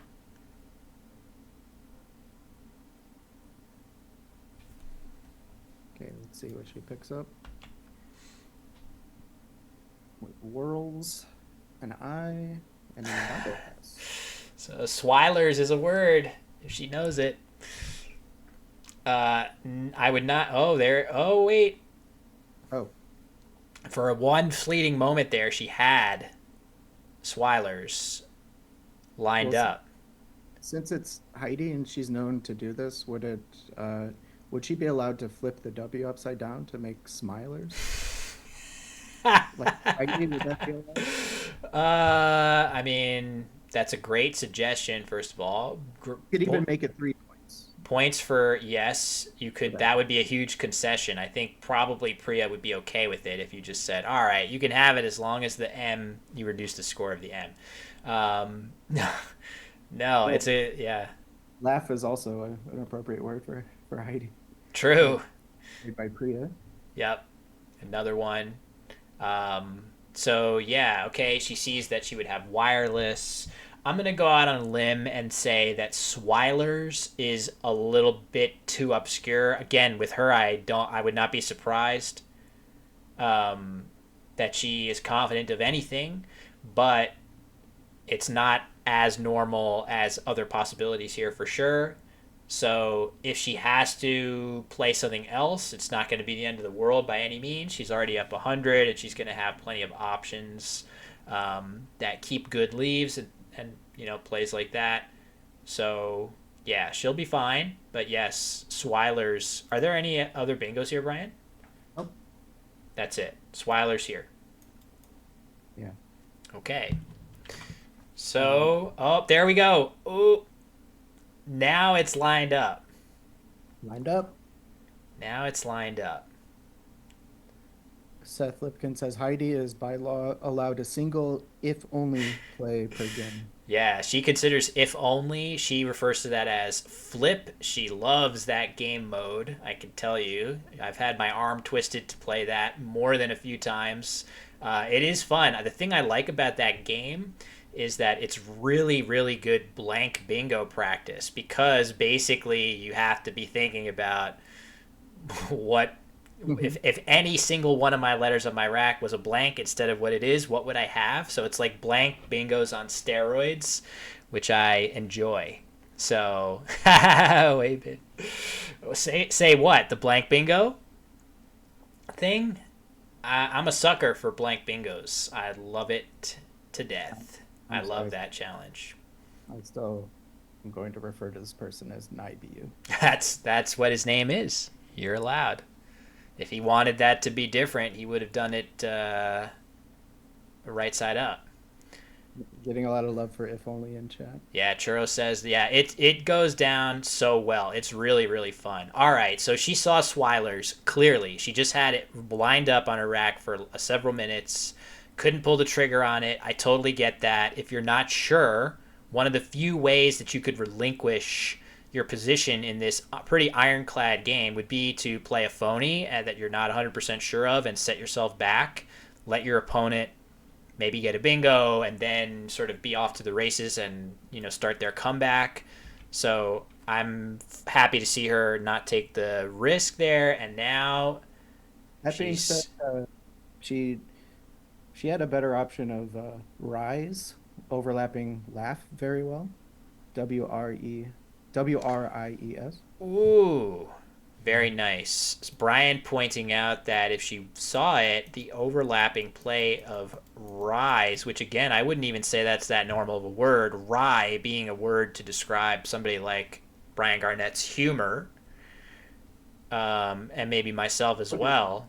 I wouldn't necessarily think it's a noun or a verb, but yeah, this would play beautifully right there. It's a nice spot, tough spot for sure. I don't appreciate the audacity of you to think that you can even describe my level of humor, but I will let it go. To like pigeonhole you in that way. Yeah, I'm quite offended. Yeah, I'm sorry. I put you in a box, and I regret my choice of doing that. Always completely serious with all of with everything I say. That's true. I've come to know that as well. Is this the best rack that anybody's ever had that doesn't have a bingo? It's up there. No bingos, indeed.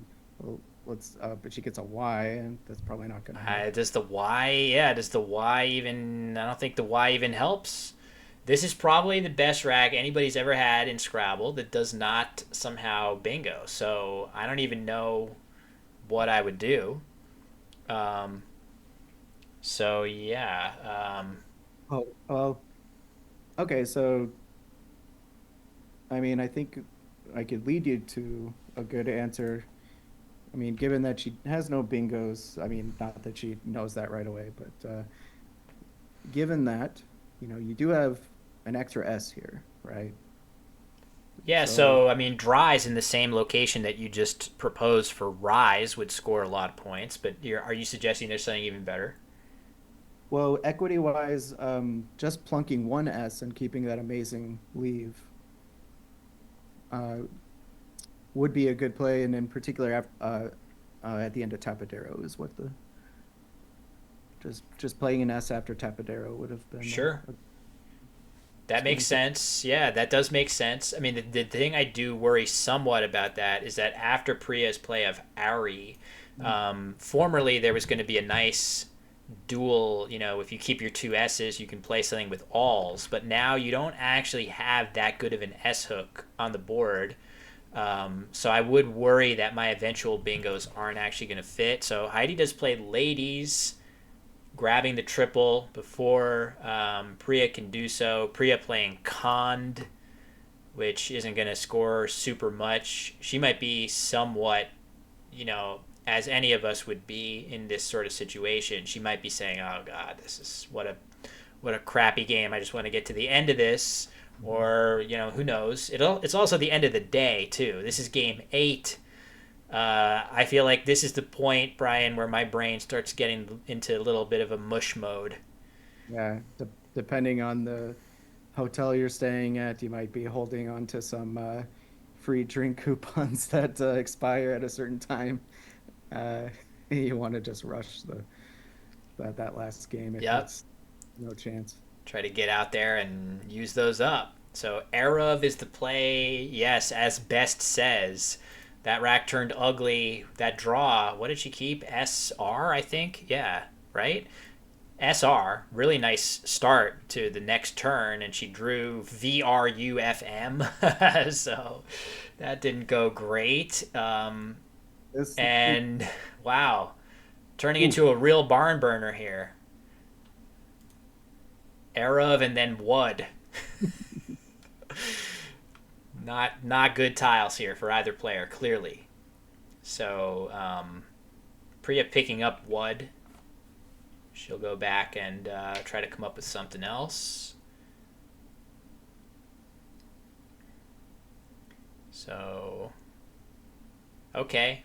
Wud, that is an axiom that I've heard, is anytime you can play Wud, it's the best play. Which maybe the case. Yeah, maybe taken absolutely literally, that might not be 100% true, but it's pretty close. It's as close as it gets with any word that we have. So, all right. Do we have Mike Laroni in the chat? We're getting a moving tribute. Mike is played. Report to chat. Mike Laroni, if you are there, you have just been shouted out in game. That seemed like a good play, actually, to keep a pretty good bingo rack and keep the one vowel that she had. I guess there were other choices like FYRD in that spot that would have used another consonant, but this, as she draws RS to that leave. Normally, you love to see RS, but yikes, Brian.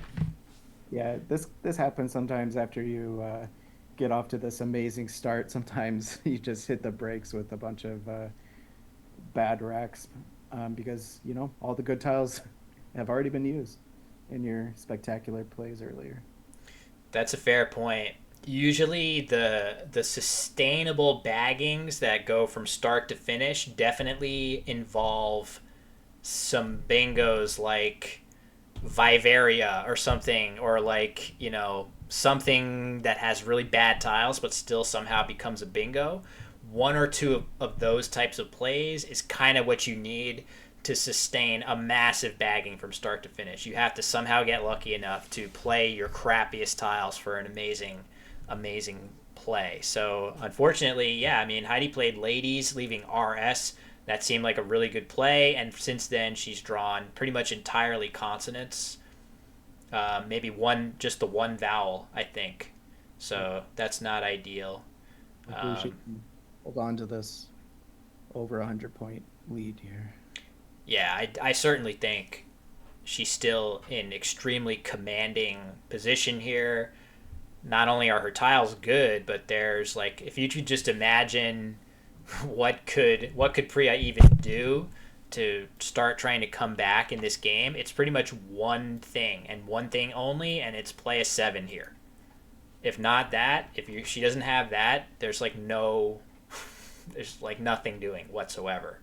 I guess I'm now curious whether earthing takes an S, and I would have assumed not. Okay, the answer is not. So yeah. Anyone else getting erectile dysfunction ads every time on? Wow. We got to get into the Heroin to Birds dashboard and see what the audience demographics are, because I would not expect that. Or maybe it's just Twitch globally or something. All right, she plays ARF. Are those ads for you or your cat named Shiro? Yeah, I mean, it's a great question. All right, so we're going to see, what's this? Buff. Oh. The Equity liked plunking just playing ARFs, but makes sense to hold on to an S and hope to go good. Yep, for sure. She drew the J, so it seems like the tile gods have basically decided that you've had your fun. You will not be getting another bingo here, but maybe she will. I mean, it is kind of tempting, actually, to just play JOSS here. Close things down, score nicely, but JOR, maybe J. Oh, why would you do that when you can play JORS? Never mind. That would be the better play. You realize I could overdraw for somebody in Quackle. She has it here, too. So, yeah, she's definitely... Are you realizing you can overdraw in Quackle? But it doesn't give you... Another S. It doesn't care, right? This is another example of the whatever some of my tips are in that old video where Quackle is like very... I think I even said, like, Quackle is really agreeable or something like that. Like, it has a personality that's comfortable with that. But, yeah. For those not aware, Quackle is our...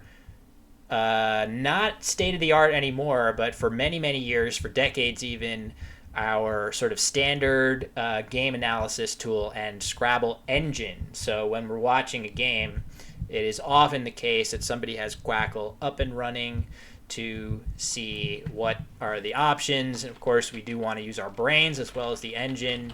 It happens that Quackle is also a Collins acceptable word too. So who knew? Kind of a funny one. I think she's getting ready to play JORS right here.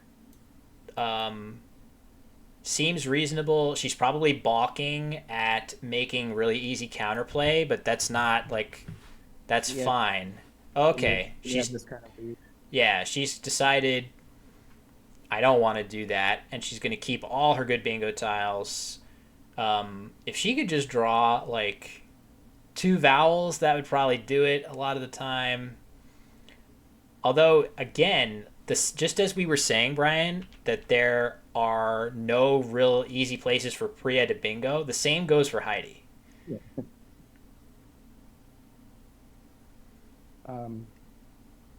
Sometimes when I get a big lead, the rare times that happens, and I start shutting down the board so my opponent can't bingo, sometimes I get a bingo myself, and I'm like, who did this to the board? Why can't I play bingo? Yes. Same principle applies to opponents that get really upset when you block their spot. Yeah, their spot. If it's like a really good scoring spot and they're like, oh, you blocked my spot. Like, yeah, it was good enough for you to want to play there. Right? Clearly it had something to it. So, like, is it that shocking? I think it's okay to complain when your opponent blocks your spot, when it's way off the beaten path, when it's like totally, there's 2 open triples and an open hot spot, and they just randomly bingo somewhere else to block you. Complaining, accepted, justified. But not when it's the obvious spot. Come on, Yeah, so this is like stand-up comedy, like whinging about stuff. We can leave it there, I guess, or we can continue. It's really 2 good options. Well, there's just something that's been on my mind that I wanted to mention, which is speaking of our good friend Churro in chat.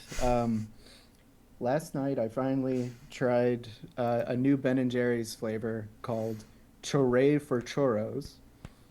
Wow. Can you spell churray for me, please? Chooray? I think it's Churray. Churray. A for Oh. churros. Yeah, of Uh, course. Of course. it is not only is it good, I would say it's too good. I ate the whole pint, which is not what I usually want to do with a Ben and Jerry's um, pint of ice cream, but I just couldn't stop. And I have this thing where I'm like, oh well, it's if I leave the rest of it, it's not quite even. Let me even it out. Oh no, that's not even. Let me Oh even my it. Let God. me this bite before I finish, and then it was just all gone. That's amazing. That's one of the best rationalization techniques I've ever heard. I definitely use that same type of thing sometimes where I'm like, well, it needs to be even. It needs to be parallel. I have to eat however much I need until it's an even number, right? Sometimes it needs to be an even number or whatever. Yeah, that's so relatable. God, It was it was so good, and I hopefully "chure" for churro can be a new phrase that we use in the Scrabble to community. to celebrate churro, of Yeah, course. Yeah, we love that. yeah, we do celebrate churro. What a blessing to have Annette in the Scrabble community. We are very lucky that I don't even know exactly how she stumbled across us, but we are all very thankful. Was it like Twitch? Was it Twitch and was it like content stuff? Is that how it happened? Because, I think so, but let's see if she disagrees. yeah, Uh, I know she was a big fan of Words with Friends for a long time before finding her local Scrabble club and just was love at first sight. that's Yeah, great. got introduced to the real deal of Scrabble. So, Heidi playing Grid, I feel like I would have been tempted to play Buffed or something here. And the thing that's nice about that play is that it's a little bit easier to bingo off of this. So that would be maybe nice. I think if she played Buffed, her leave would have been Rises, which is a very good leave. Uh-oh. Snot. Snotter. Otter? Hmm. Oh man, does she know isomer? So this is a Colin. I don't know if she knows this. This is pretty low down in the probability. So so Churro says that she's started watching Josh Sokol, who's also streaming. Just put his Twitch data chat here again. Yes. Everyone, if you're not already following him, you should. So she started watching him, and he's the one who encouraged her to play tournaments, and that's kind of my story as well. In fact, Churro and I both went to how do I want to say this? Our first tournament was the same tournament. Yeah. The Crescent City Cup a few years ago was each of our first tournament. Yeah, it's a great one to start with. I feel guilty in many ways because, obviously I have had to make a choice between Twitch and YouTube. And I sort of left Josh on his own, grinding on Twitch most of the time. And I feel like he has been at it a while and has done many, many awesome things. And I just love the idea of trying to support him however I can. So maybe, who knows, maybe we can do something just like the stream we're doing this time for Heidi, for Josh sometime, if he'll have me.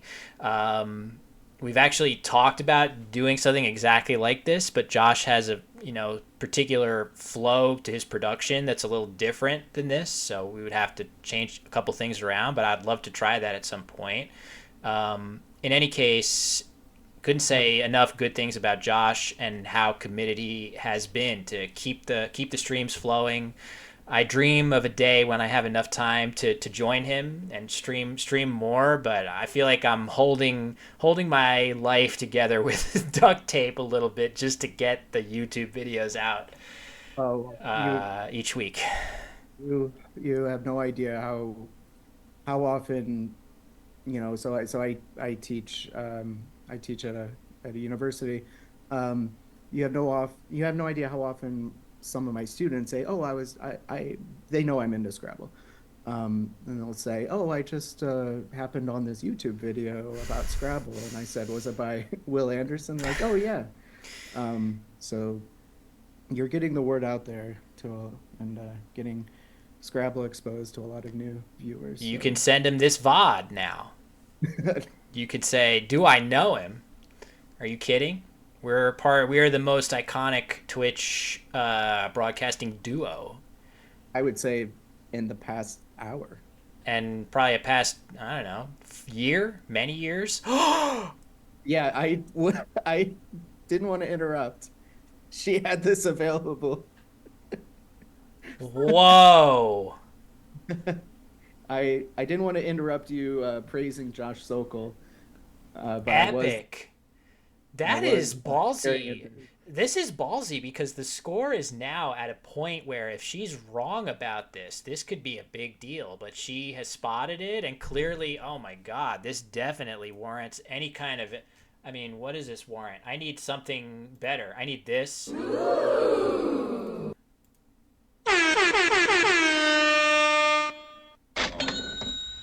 Oh, this one. Ooh, that's a bingo.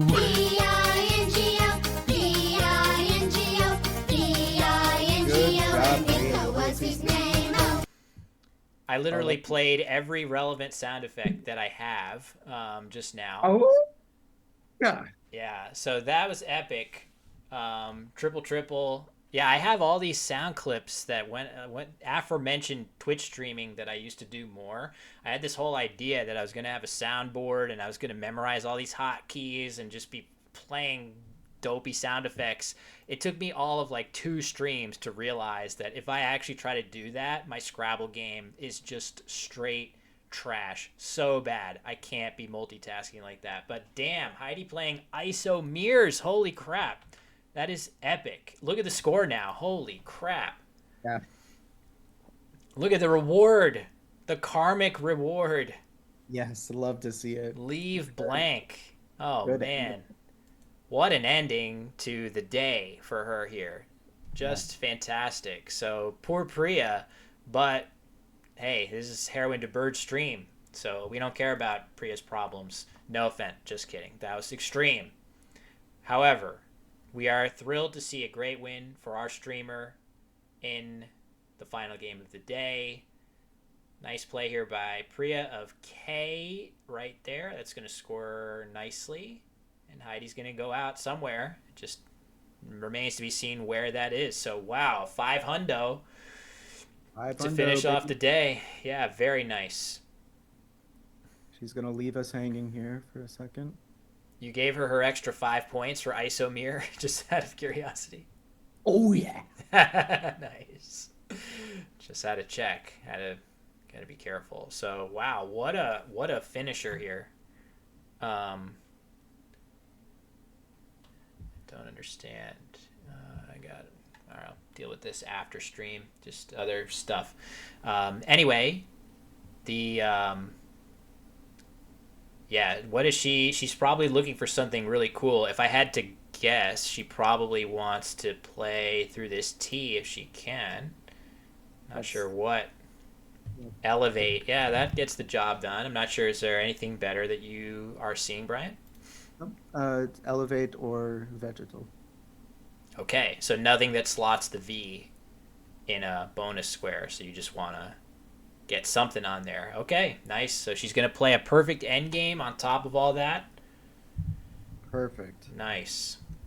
Wow, this is pretty epic. So she was all over this one from the get-go. Odorine, Zoe, Tapadero, bombing that X, and actually ran into some serious vowel deficit in the mid-game, but then just in time drew into the massive ISO mirrors. Pretty cool. All right. That was at 524 to 331. Very nice. Definitely want to save this one on the Dropbox if possible. Don't forget.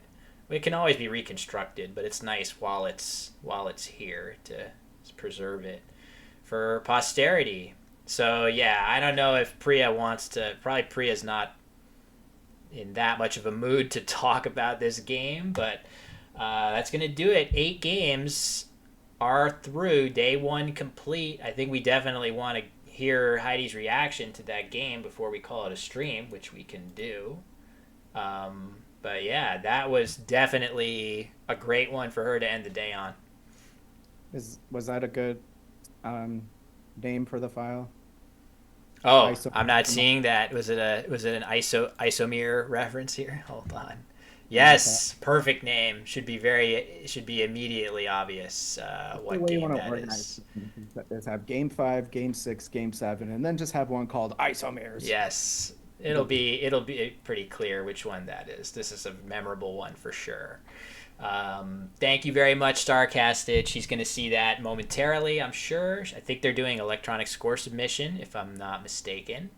And then we'll see how she's feeling after that epic.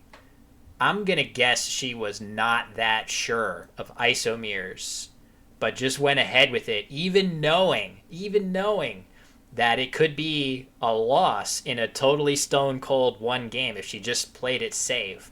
I think she was like, well, I think this is good. It would be pretty epic if it stayed on. You gotta play your best game. You gotta go for it. Go for the 500. Yeah, for sure.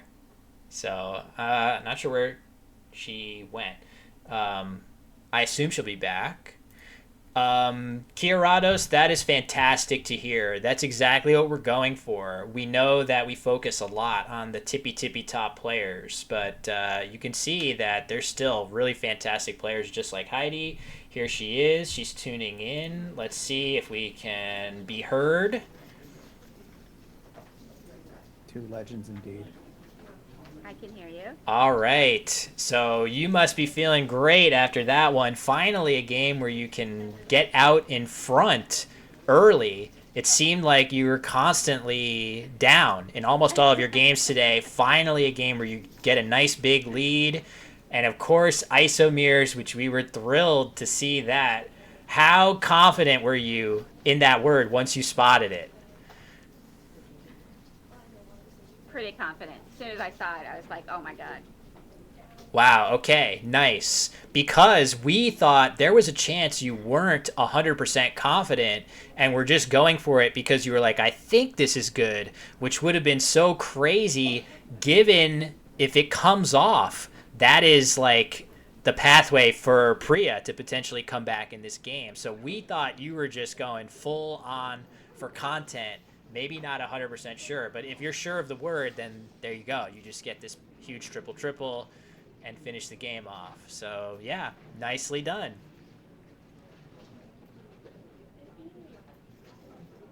I felt bad though. Not bad enough that I wanted to open the board, but Bad for Priya? yeah. Of course, yes. Empathetic to the last. But you definitely deserved a game like that after some of the games earlier. So we were really happy to see it. Everybody is pouring out good vibes in the chat and has been really enjoying watching you play today. So hopefully you had, from our perspective, it seemed like you had predominantly really fun games, a lot of interesting decisions. Hopefully you're feeling good with how you played. How are you feeling right now? Yes.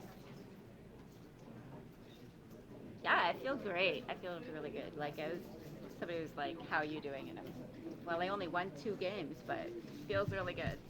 Well, that was 3, right? You now I got have a whole 3. bunch of people watching. Got a whole bunch of supportive. That was before I played that game. Got it. Makes sense. Well, all right then. In that case, if you want to say... Of course, that's a great way to end the day. Absolutely. I was just going to say, if you want to say any final hellos or thank yous to the chat, you can do that. Give you a chance to do that before we call it a day. Yeah, of course. Snoopy, hi. Anybody else that I haven't said hi to yet? showing up. Starcasted think donated it's some bits. Querados? I don't know. Oh my God! Thank you. Everybody it's so lovely to see you all. I'm just thrilled to have you We've here. subscribed. I'm thrilled to have my channel back. I'm thrilled to have like Will and Brian commentating earlier, Jason, Monday, Matthew. It's super exciting. Well, it's a lot of fun for us too. Brian chimed in that also Weibin So, yeah. subscribed, so thank you very much. We can thank Weibin for his sub. That's very nice of him. Yay! Thank you. So, all right, I know it's already 6:30-ish. I'm sure it's going to be fun to go out with all the other Scrabble players, get some food, celebrate the day of the stream, but we're going to be back here bright and early tomorrow. Same situation tomorrow, Jason and myself in the morning, and then Brian joining me once again in the afternoon. So it's going to be a lot of fun. For anybody out there that's enjoyed any of the stream and is still watching here, nice way to say thanks is just follow Heidi's channel. I think she's probably going to be streaming a bit more. Certainly, if this is any indication, I feel like this is going very well. So anyone that's not followed, consider giving her a quick follow right now. So any final thoughts before we sign off for the day? Just obviously a huge thank you. This is a very big time commitment, especially for you, Will. And I just thank you. I heard something happen. Thank you, whatever that was. Follows probably. Yes? Yeah. Thank you. You guys are awesome. Okay. Yeah, it's probably the follow alerts. But yeah, thanks for all the follows, thanks for the bits, thanks for the support, and we'll see y'all again tomorrow. All right, very good. So we'll mute Heidi, and then the last little bit from us, Brian, is we're just going to say thanks, everybody, and we'll see everyone tomorrow. Thanks for watching. Thanks, everyone.